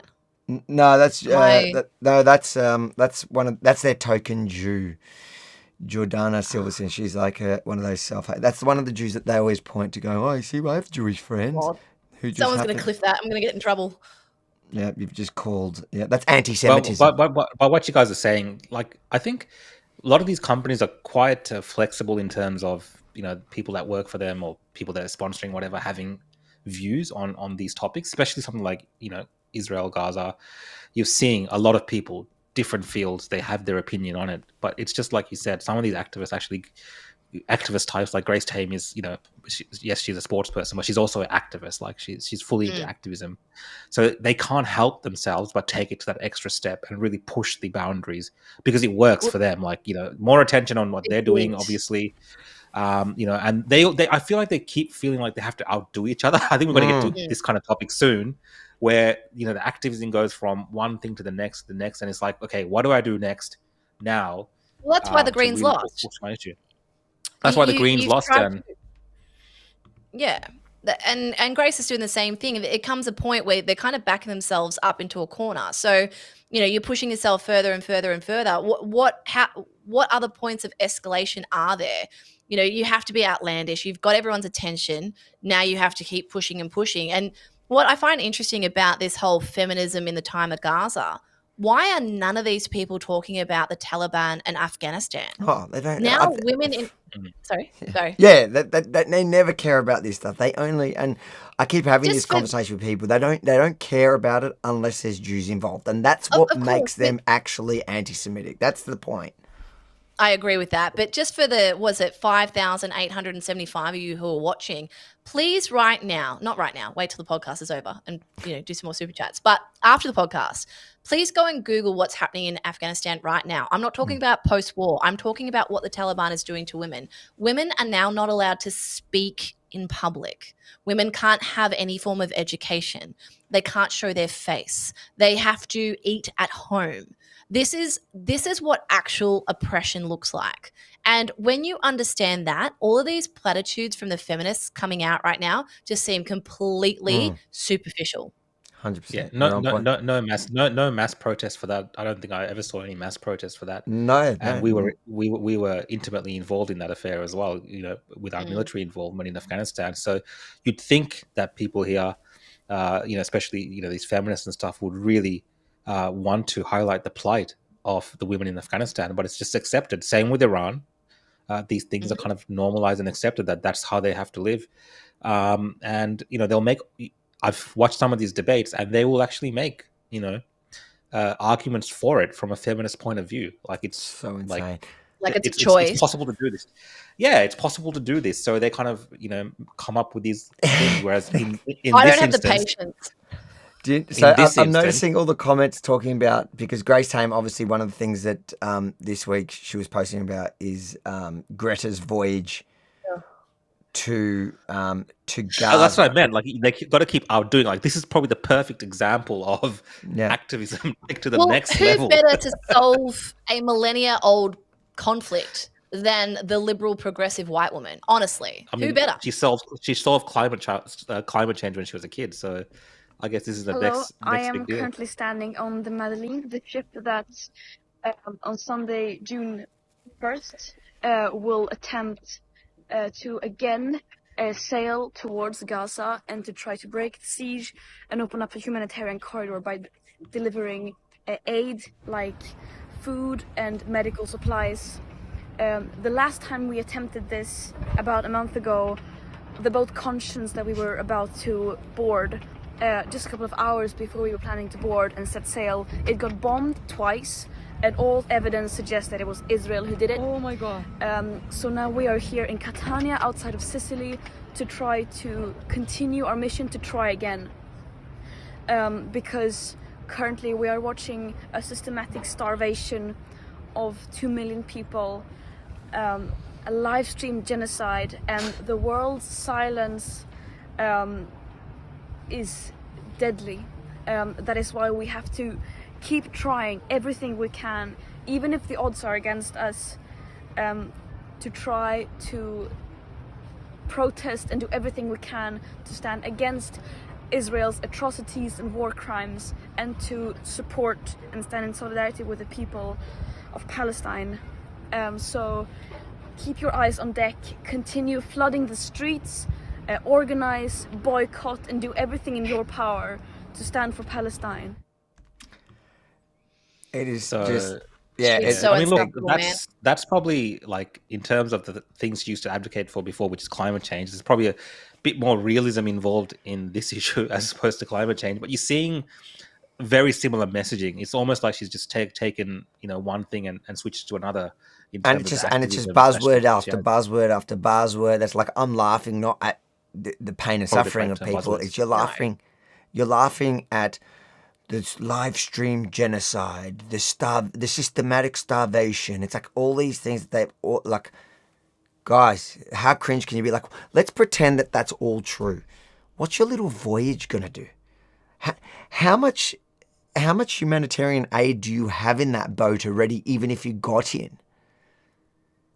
I think this is actually really, really important to discuss with people. How I am- now, thanks to Sorry, that was Is that Greta? Greta Interrupted. wouldn't shut up. I think now, because we have this access to live war zones through social media, there is this weaponization of our empathy.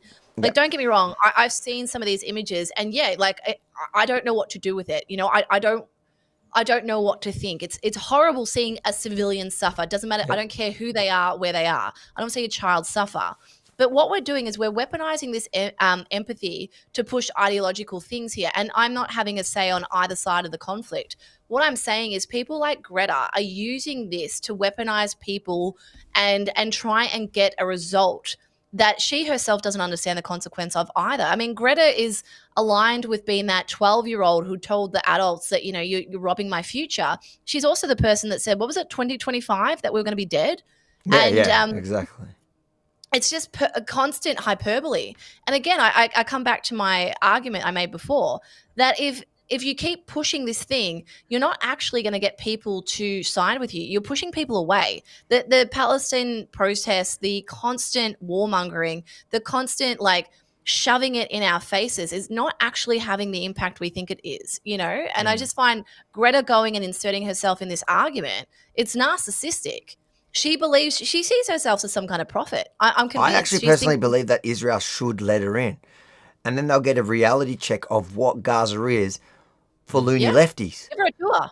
And do they? I hope they have a few queers for Palestine on that ship. I mean, look, as well. it'd be interesting if, they were demanding, okay, can we're going there, we're going to bring aid, we want to see the hostages, we want to resolve that issue. It's not like the hostages? No, I'm saying, but it's not like that. It's all kind of performative, one track. Virtue signal.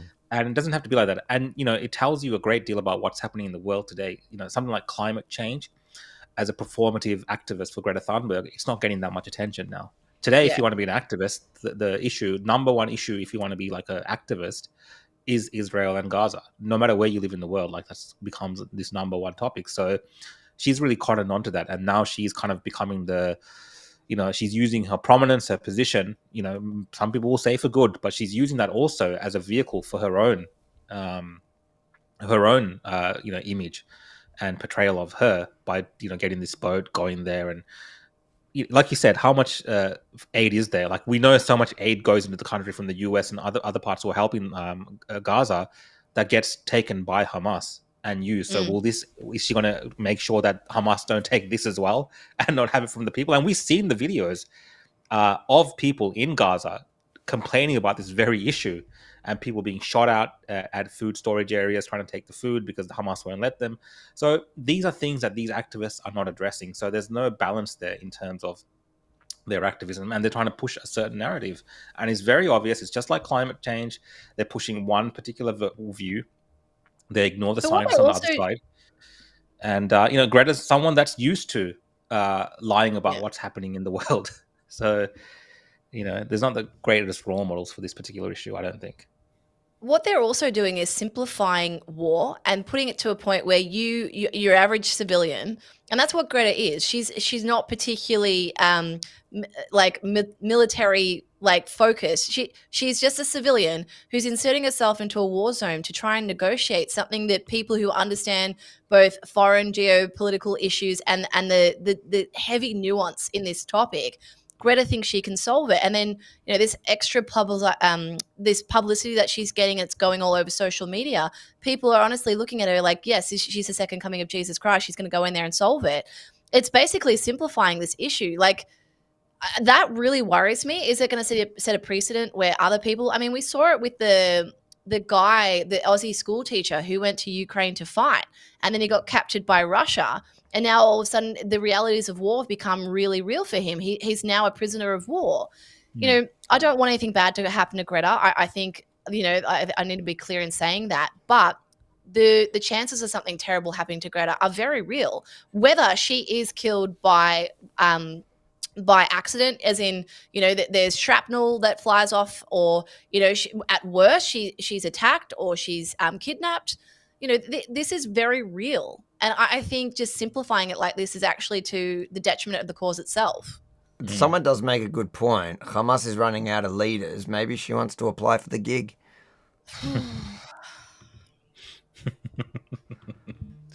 Mate, I think even Hamas have standards when it comes to this kind of thing. So I don't think. Can you imagine Hamas leaders sitting there at a round table with Greta going, with you will listen to me. Yeah. How dare you? And all I was laughing about it because the last hostage deal a couple of days ago, it was happening as it basically Hamas rejected Trump's deal just as this story was breaking, and I'm like, oh my God, Hamas has refused a hostage deal where Trump has basically offered them Greta for the hostages. But even they were like, nah, that is a raw deal. We are not taking that.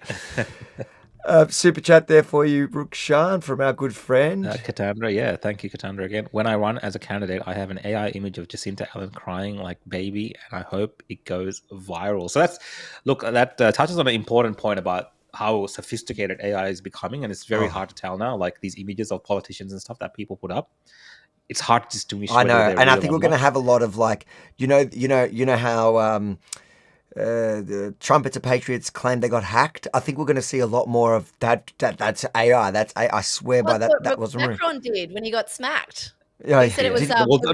Macron didn't do it. The people that support him in France, and his media dimwits, they kind of put that out there first, saying, "Oh, it's probably not real. It's AI," which is like so funny. Katanja, thanks for that super chat, and thanks for them all. There's one more here for Rukshan to read. This is from the Forest and Freedom podcast. Thanks again. Greta is the ultimate grifter. She so is. She so is. Like, what happened to climate change? How all of a sudden is that being put on hold? But you've made all the points. It is exactly. It's like the Greens Party. They're all the same.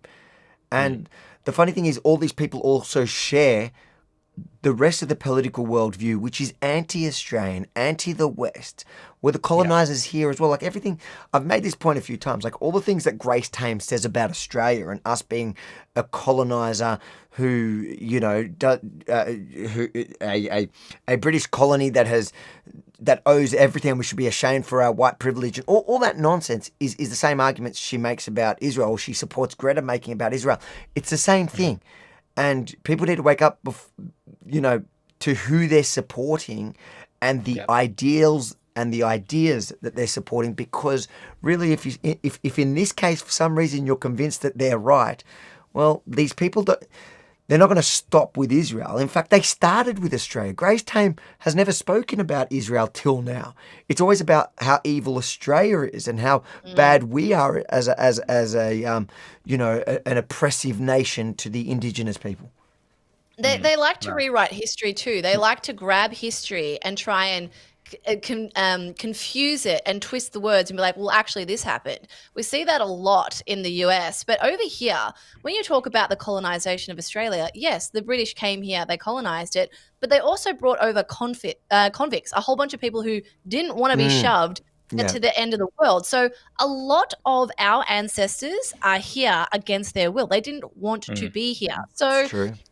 I've actually that's an interesting point, because I've spoken to a few like people who are kind of more on the right, but also very you know, fully like Australian in terms of their identity and their support for the country, and you know, believe in, you know, settlement and all these kind of things, and you know, they're fully for that. And when I've had these arguments, I've asked them, okay, so how is this different to, like, let's say you believe Australia as a concept, as a country, how is this different to your complaints against Israel? And a lot of people have this disconnect where they can't see that the complaints that people make about Australia is almost the same things they complain about against Israel, and Israel actually has more legitimacy. Exactly, they make the same claim. That's what I try pointing out to everyone. It's just insane that these people can't see the conflict of interest in their worldviews when it comes to this issue, and that's many countries, like Australians, Canadians, that are anti-Israel, but are also pro-Australian or pro-Canadian, whatever it is, don't understand the history of their own lands, and they see it in this like totally, it's just convoluted way of thinking about the world. Apparently, there's only 300 years of history, because that seems to be all that the left consider themselves with. Christopher Columbus, the British Empire, all of that, that's the only history that they want to reconcile with. What about we go back a little bit further? No one's talked about Genghis Khan. No one's asking for restitution from Genghis Khan, even though a quarter of the world's population is a descendant from him through rape, guys. So, you know, by and large, a quarter of us could go after the Mongolians for saying, hey, you know, I want restitution from my ancestors way back in, you know, 1,000 years ago. And like, for example, I'm the Ottomans. You've just made a really good point there.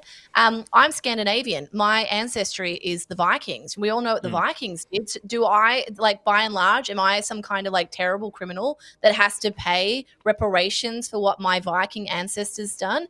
And if we want to keep going further back in time, we can go back to the Romans. We can go back to, you know, at what point does history no longer interact with our current reality? And the truth is, sorry, go. No. I was going to say what they care about is just what suits their argument. Exactly, and going to both your points, to what Rukshan just said, it's, you know, when you argue with the right and you say, hold on, all the arguments that they're making can be made, is what they make to Australia, and that's kind of where the left is consistent, right? They're literally saying it's exact copy and paste the same argument Australia to Israel. The place in which they get inconsistent, because like you said there, Israel has more of a claim, because the left goes as far back, they pick a point in history when it comes to the Israel-Palestine conflict that suits their narrative, right? And so it usually starts at like 1948, because they don't even want to go back to 1920, because that doesn't even suit. They only care about post-war Israel. Sure, and but then when it comes to Australia, they want to go back 65,000 years, and they want to talk and 250,000 years apparently now. Yeah, well, it's growing, but it's growing by the minute. But the point is, like, you know, and even with the Israel conflict, I say, whatever the view you're going to hold, make sure it's consistent. Yeah, well, So you spoke to that guy Avi the other day on your your live stream, chatting with strangers, and I was watching that interaction where he's talking about you guys are talking about Israel, and he was talking about the occupation by the British and the British Mandate and all this kind of stuff, and then you said, okay, what about the Ottomans who also occupied the land as well, and his inability, even knowing the truth as a Palestinian living in America, he knew exactly what you're talking about, but he refused to acknowledge the Ottomans as occupiers in the same way as the British. But in history, if we look at it subjectively, objectively, whatever, they are exactly the same type of occupiers. If one is not even worse in terms of the way they occupy the place, so it's insane. And that's the problem with everyone, whether you're the left, like the far, any radical group, the left, the right, Islamists, like every group that's so caught on this one they won't apply the same standard across the board. And it's like, and that's what I've always been doing for years, even when I was doing like the protests that were just pointing out people's hypocrisy with whether it's climate change, whatever it is, every issue, every extremist is always so focused on their one issue. And then when you apply their logic to something else, they suddenly either deny it, like that guy did, like completely deny that the Ottomans were occupiers in the same way that the British were, because it just didn't suit his narrative.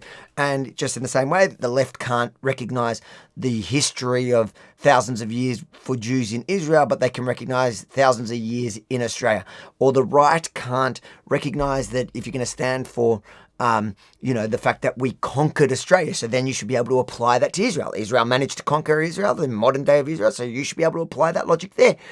Everybody is so full of it, and I think if we all just got more consistent with our worldview and apply it, like if you have a standard, then apply it even when it's uncomfortable. And I think that every nation has done things wrong. We all have faults. I think every current government do things wrong, some more than others.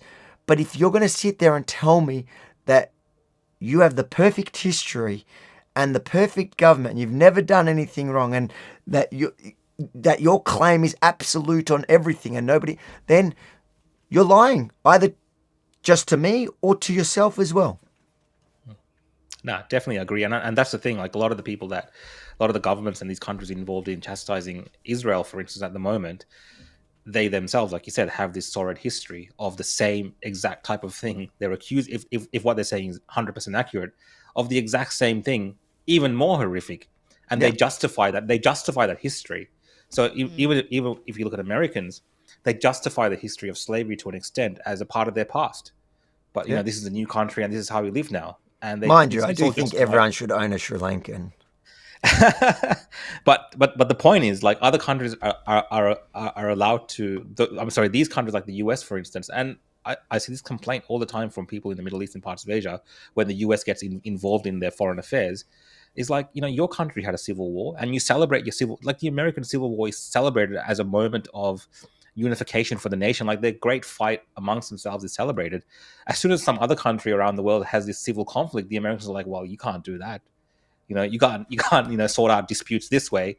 We're going to come and mediate and support one. You know what I mean? Like I'm getting a bit off topic, but there is this kind of Western imperialistic view of the world as well that still exists today, in the sense that we could do these things, but you guys cannot. And I think they've applied that to Israel to the greatest extent of hypocrisy. I had to bring this comment up because it's just so genius. Israel isn't the problem, Zionists are.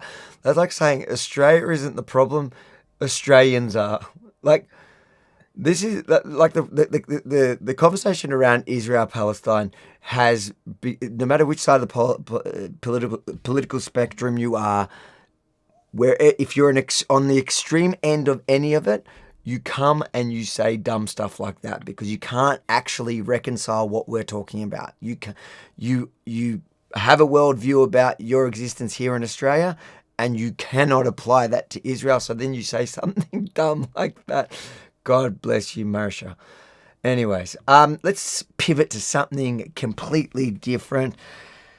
I don't know. what you guys think about this, but let's have a watch. Some positive news for Australia's lowest paid workers today, with a real pay rise on its way. Live to Federal Political reporter Lucy Gray. Lucy, how much are they getting? And nearly 3 million workers who rely on award or minimum wages, like those in food, retail and care, are about to receive a 3.5% pay rise. It'll add about $32 to the weekly pay packet from July 1. The decision by the Fair Work Commission represents an above-inflation increase, so that'll stop workers from going backwards. It says it's taken this step because inflation has fallen into the target band of 2 to 3%, so that's eased any concern a rise could worsen high prices. We are concerned that if this opportunity is not taken in this annual wage review, the loss in the real value of wages which has occurred will become permanently embedded in the modern awards system and the national minimum wage. We're very pleased that the Fair Work Commission, independently of government, has made this decision. And the final figure sits about halfway between what business and unions had wanted. Thanks, Lucy. Reactions. What are you guys feeling about that? I'm no economist, but I feel like it's a little bit of a concern. They've got to put it up because they keep taxing everyone. But this is a great way to shut down more businesses. Perfect. How? So essentially what you're doing is adding more cost to the small business owner, right? Now, I'm not denying anyone a fair wage. That's certainly not what I'm saying. But those minimum wage workers wouldn't need a pay rise if inflation and the cost of living was considered first. This is just a knee-jerk reaction. $32 a week, what is that going to get for you? That doesn't even buy you like a day's worth of groceries, and most of it you're going to lose to tax anyway, and that's what they don't talk about. But people go, oh, the wage has gone up. It hasn't gone up. You won't even notice it. But essentially what this means is now the cost per employee for a business is now getting to the point where they're going to have to let that employee go, and people don't want to hear this. And again, I need to reiterate, I'm not saying that people don't deserve a fair wage, but if you get to a point where a business is looking at their outgoings and they now tip to a point where they can't afford it, because most business owners, particularly small and medium businesses, they are working the business still themselves. They're going to, you know what, we're going to offload one of our employees and I'll just work harder in the business. Because essentially what you're doing is pushing to the point where they cannot be a viable business anymore. And what has to happen is you have to either cut off the dead weight or cut off those overheads to try and make it more sustainable. And then if you can't do that, you've got nowhere else to move and you go bust. Like it's inevitable. Yeah, it's pretty tough, like for businesses as it is, you know, even in a state like Victoria. And I know this firsthand, just how tough it is, and you know, all the taxes and the ways that they kind of get you. So, you know, something like this, like Carl said, you know, people getting paid more. You know, I don't think any of us would disagree. Like, you know, people getting the exact, you know, a good wage for the work that they're doing. Everyone deserves just that. To be clear, you're not getting paid more for this show. I'm asking for a higher rate now that I know this has happened. So, the problem, you know, I think is, you know, these costs will be passed on to customers in some instances. Maybe it might not be layoffs. It might be other creative ways that businesses figure out how to pass on these costs if they want to keep more people on board. But if there is layoffs happening, you know, we're in an interesting time. A lot of businesses are transitioning. And I think we are going to be looking at businesses looking more towards technology and other ways that they can not have people working for them. So I think that balance really hasn't been struck in our society, where you want to keep having these things that politicians tick off. I feel like this is just another one thing that the politicians are ticking off.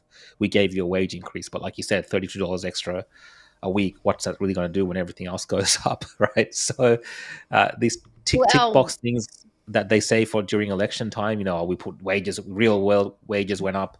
Really? How did that impact real people? And, you know, we're going to find that people are going to have the same complaints, the same problems, and what's next? They're going to be like, okay, we're going to try to put it up even more, and it's just this kind of cycle where nothing, you know, meaningful really happens. So we got to find better solutions. I think we actually have to support the businesses more. Like, I think businesses are targeted by governments.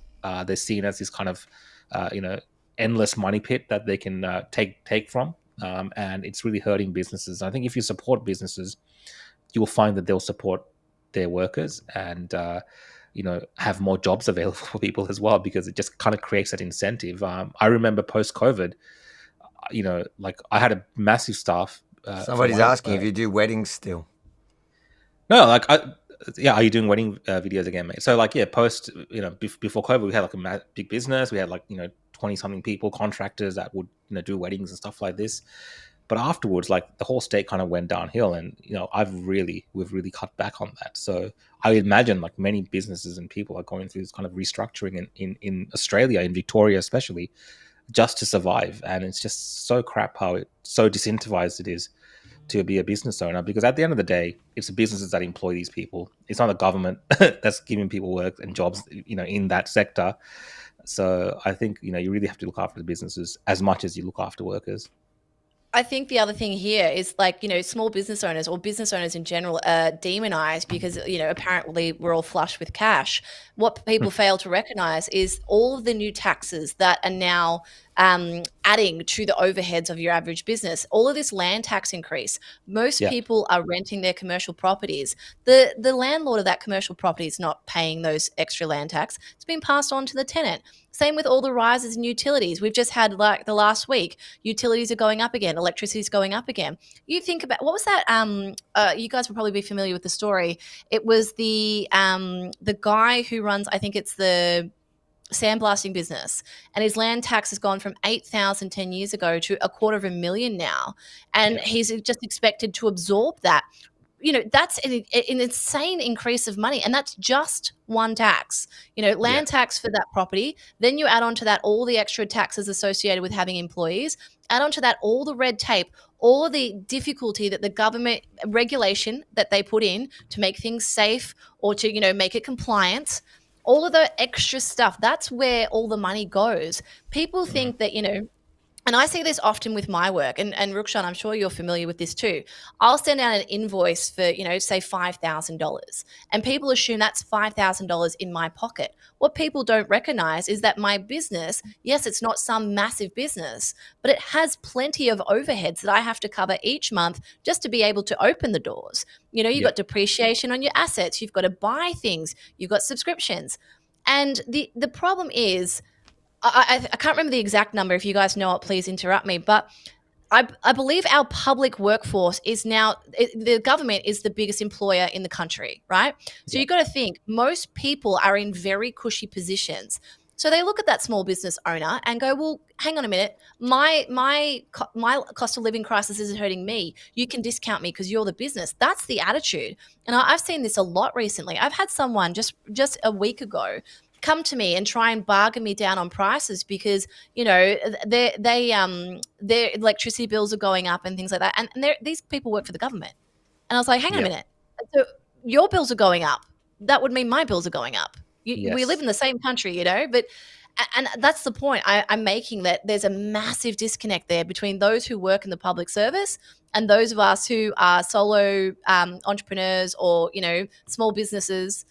I think there's a genuine demonization of the small business when realistically we add a lot of value to the economy. But that you're not allowed to say economy because that's not important these days because, capitalism's bad. And it's so true, Carl. It's like, small business is demonized, and a lot of these kind of problems that you're getting out in the corporate world is coming from these big, large multinational corporations, maybe. Like sometimes they're the kind of what do you call it? The people that are causing the issues, but it kind of gets tacked onto small businesses as well. And I think 90% of small business owners, even probably 99%, their kind of work ethic, their heart, and everything they're doing is in the right place. Like they want to grow their business and they want to have a thriving business and they want to employ people. Like who doesn't want to do that? Like that is kind of why you do business. Like if you have a landscaping business, for instance, you want to get more people on board and you want to do landscape more homes. Like that's kind of the way that we entrepreneurs and people who run businesses think about the world. But when the government comes in between that and makes it difficult to do that, and like you said, this land tax thing, for instance, I think I've seen so many businesses and owners, and I'm not laughing about it, I'm just saying just the sheer scale of people, just this land tax has probably put them under, and they can no longer afford, to run their businesses in a profitable manner, so they just give up on it. It's not worth doing. And it's just from these silly taxes. There's a comment in the comments here about unrealized tax on unrealized capital gains or whatever. I don't know if you put that comment up. There's a lot of supporting comments. Everybody agreeing pretty much and adding to what you're saying. Yeah, the governments are trying to they come up with these creative ideas to take even more money from us, from businesses and from the public as much as they can, and they're not using their creativity to foster business and push people to innovate.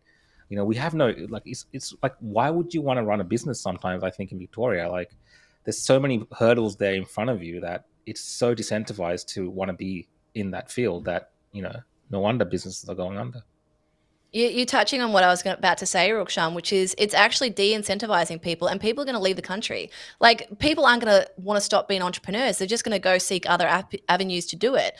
And a lot of what's happening now is people are figuring out how to make money online, but also not bring it into the country to avoid tax. Now, obviously, previous generations, that was exclusive to the rich. You needed a very good accountant to help you do that.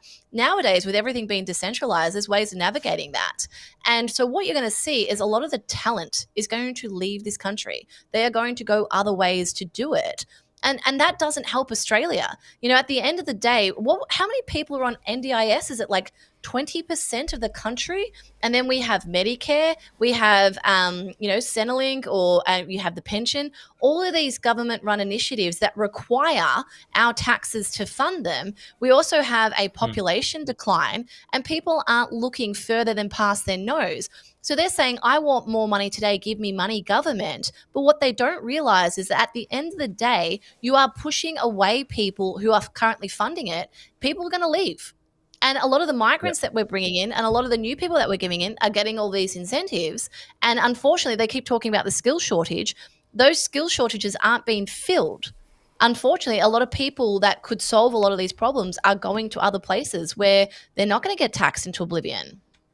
Yeah, and I think it's not just a global drain, like it's from state as well. Like, lots of people leaving Victoria, like lots of businesses that are established in Victoria packing up and moving to like Queensland, for instance, or South Australia, and setting up businesses there because it actually makes smarter for them. And especially with the transactional kind of online economies that we have, people can do that.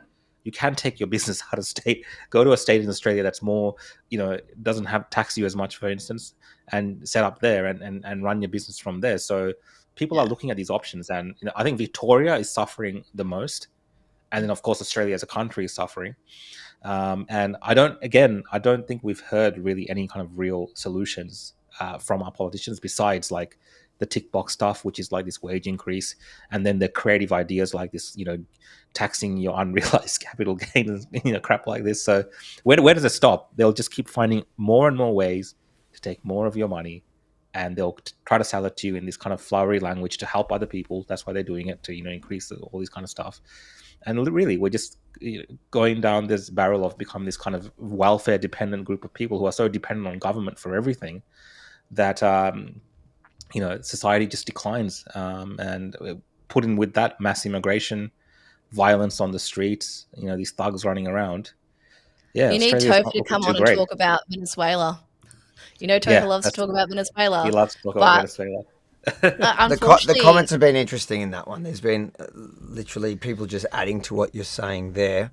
There are a few comments that we need you guys actually to settle, but we'll do that after you finish your point. Okay. No, I'm done. No, that was it. Okay, so there's a few comments. So everything, I was just adding all the comments that were related to what you were talking about. See, I can't see any of the comments, so I have no idea what people are saying. Oh, does it not come on the side of your screen there? You gotta click the little comment icon, Carl, and it will show you the chats that's happening on the screen. Okay, but you tell me that now. Oh, it's been 2 hours. Right. But what we'll give you here is I'll just I'll put the comments because there's a bit of a fight happening in the comment section, which I think you guys should be in charge of settling. So here we have Les who says, go, read it, Rukshan, it's your job.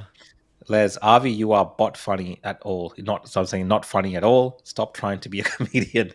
Les, joke could be funny if you got hit the nail on the head. Mate. Les, you can bot spell. And then we had Dilemmas. He's really not funny. It's true. and then we have Mark the Legend. Shut up. Who? Machete.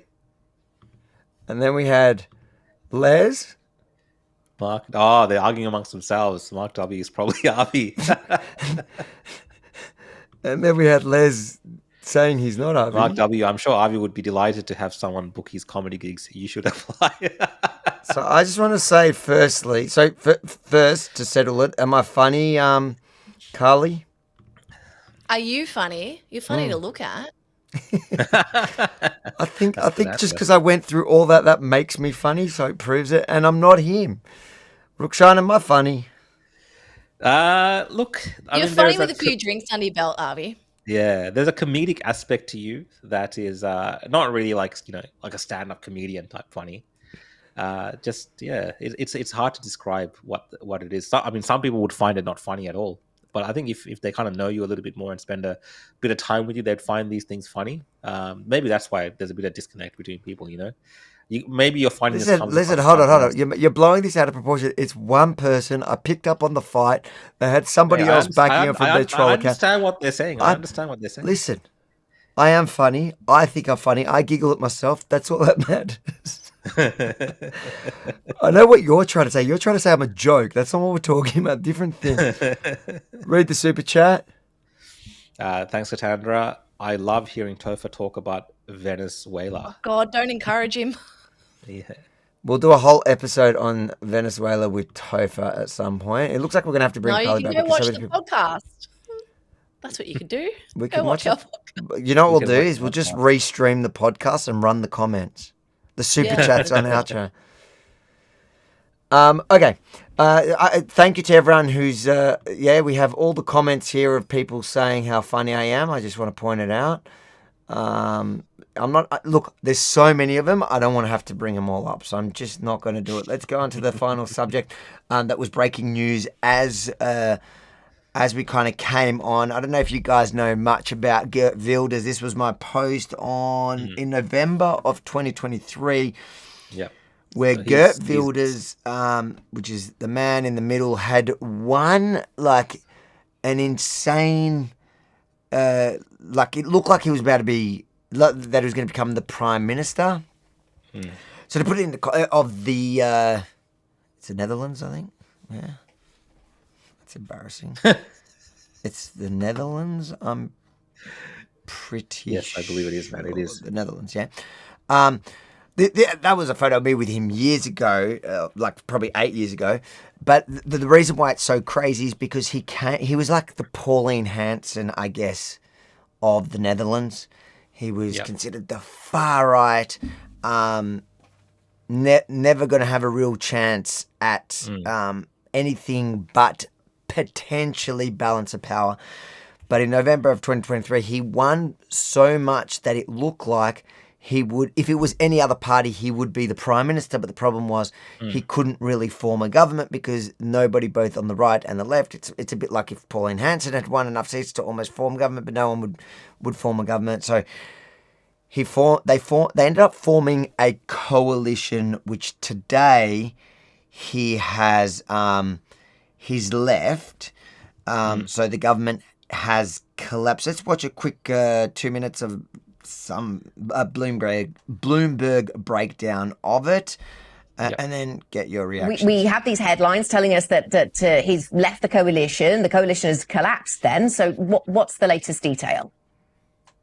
So once again, the perennial issue in Dutch politics is this issue of migration. It's what triggered an election not too long ago that ousted Mark Rutte and then put the Freedom Party by Geert Wilders party into government after many, many, many months of coalition building. And this is a government that has stood now for less than 1 year, 11 months before its collapse, to be brought down again once more by this issue of immigration. What precipitated this was last week, Geert Wilders put forward a 10-point plan on immigration. These points included using the military basically to guard the land borders of the Netherlands, turning away all asylum seekers, temporarily halting family reunification, also sending Syrians back to Syria, which he considers now a safe place for refugees and other migrants to be sent back. He said that if the majority of these 10 points are not agreed to by the government, yesterday he threatened to pull out of the government, and today, just a few minutes ago on X, we have him saying no signature for our asylum plans, no changes to the main outline agreement. PVV, the Freedom Party, leaves the coalition, and that is how we got the news this morning of the collapse now of the Dutch government. The next steps will be likely another election that will have to be called in the Netherlands. That was supposed to happen sort of by the term limit in 2027. That, of course, has now been accelerated with the fall of the government. So, Ollie, very, what are the very, implications then? very, very interesting because he's someone I think has been outspoken on this issue long before it was kind of popular to do it in Europe.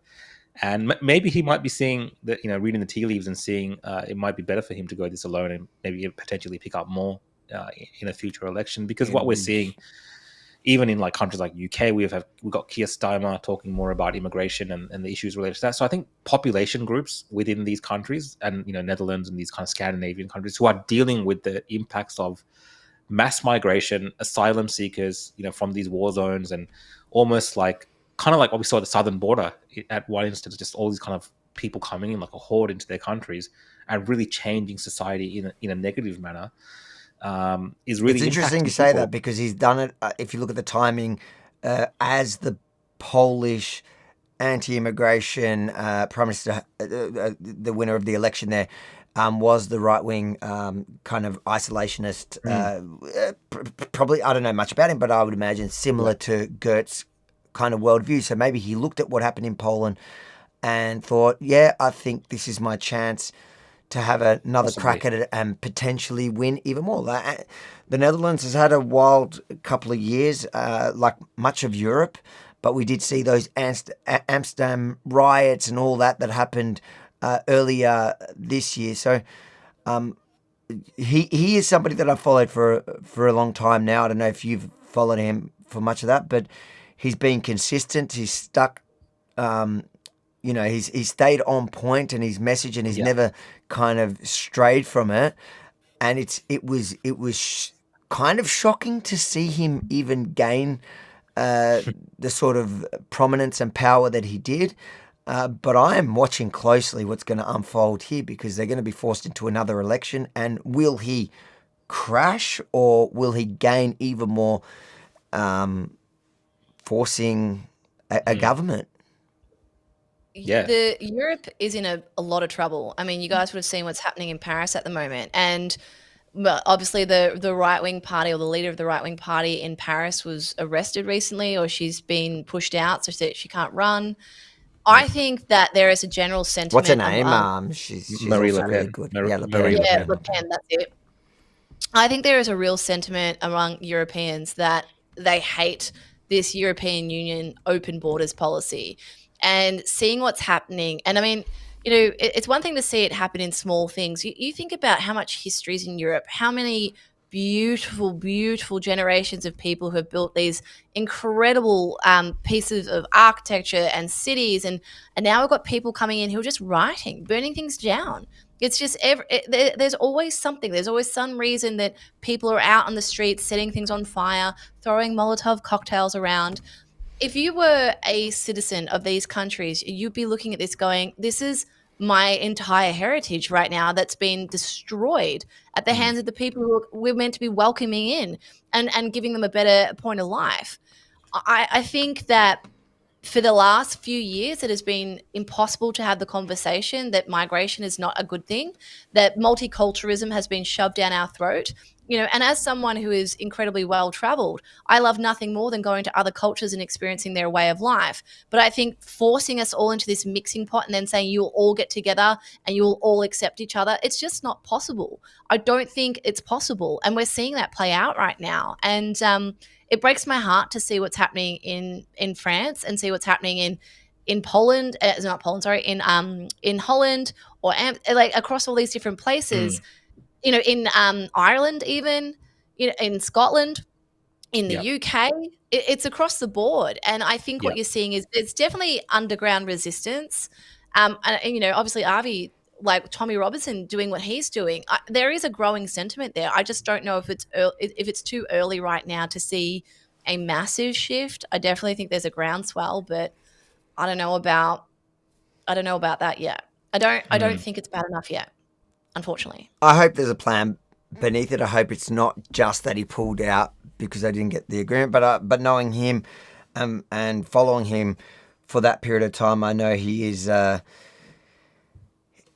his integrity is so important to him and it is such an important issue to him. So it makes sense that he would have pulled out of the government solely for that reason, even if it costs him whatever, power that he has being in the government. So it may cost him his position, but out of integrity, I can see him making that move.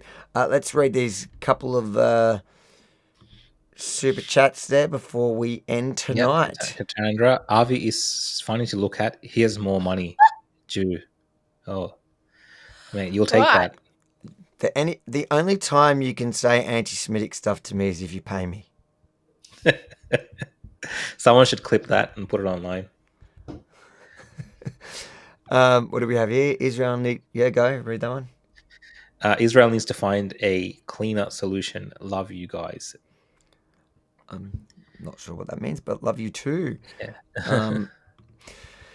So before we end tonight, I want to thank everybody that's tuned in. What did we end with? Just over 7,000. I think I guessed that when we started. Did I pull your podcast down?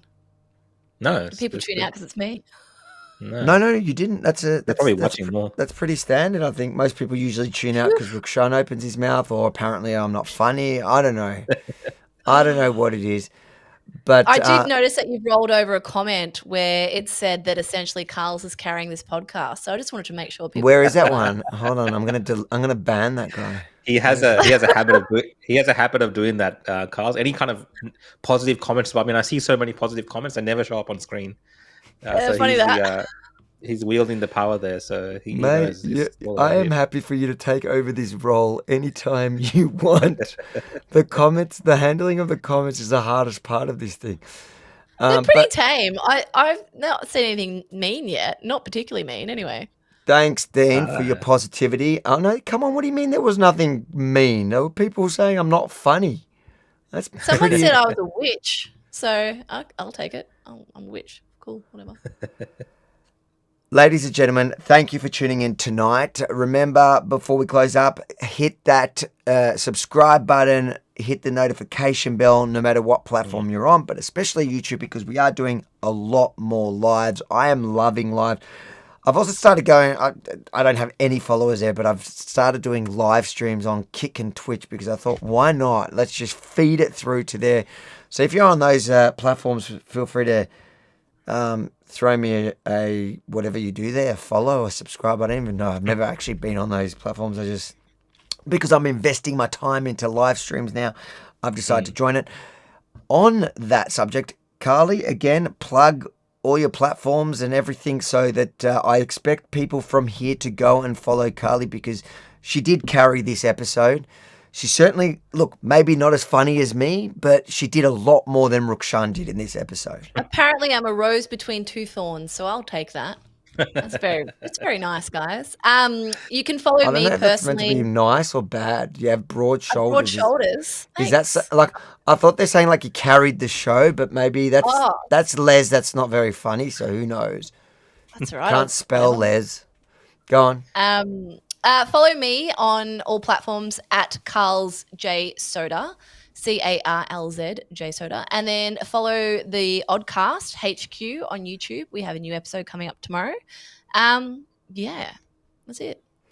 And to Tanya, who's asking if you'll be able to watch this later. Yes, once we drop the live, it'll still be there. The only one that removes it is actually the platform you're watching on now, which is Facebook. That they remove it after a few weeks or something. I don't know, Rukshan, you'd know when they remove that. 30 days now, I think. 30 days you've got. So you've got 30 days trying to save money. They won't keep your footage up there. Oh, yeah. Now live streams they remove after a certain number of days just to kind of help with their data storage. Zuckerberg's cutting costs. See, Rukshan, I'm putting up all the good comments about you, all right? So you don't complain. Show us your tits, Rukshan. That's the other show after hours after this. That's the pay. Live. That's for subscribers only. Rebel News Plus members only. That's how we make our real money on OnlyFans. Yeah. Guys, thank you for tuning in. Rukshan, where can people follow you? Sure, people can find me at The Real Rukshan on X, Facebook, Instagram, and YouTube, or my website, www.realrukshan.com. But X is my preferred platform. And for the one that made that comment, is it OnlyFans or? That will, yes, OnlyFans, yes. You I clean wanted up, to say something, Rukshan. but I wanted to say something, but I just stopped myself. So Let Dude, you clean up. What'd you say? What'd you say? I said I do Rukshan would I clean do up. well. We got a last super chat for Carl's. Rukshan. Can this be donated to Carl's for her No. grift? No. And if you want to keep Mate, this Greta doesn't conversation, even get me a copy. and if you want to keep this conversation going, you're going to have to put another $2. And the final comment of the night we will leave to you, Les. The final word, Avi. We don't mind you trying to humanize yourself, but you're still a lefty. That's a new one. Holy crap! I've been called a lot of offensive things. I reckon That's pretty offensive. that by far is the worst. Ladies and gentlemen, thank you for tuning in tonight. I will try to be funnier next week. Or Thursday night. Thursday. See you guys. Thanks, Carl. Thanks, everyone. Thanks, guys.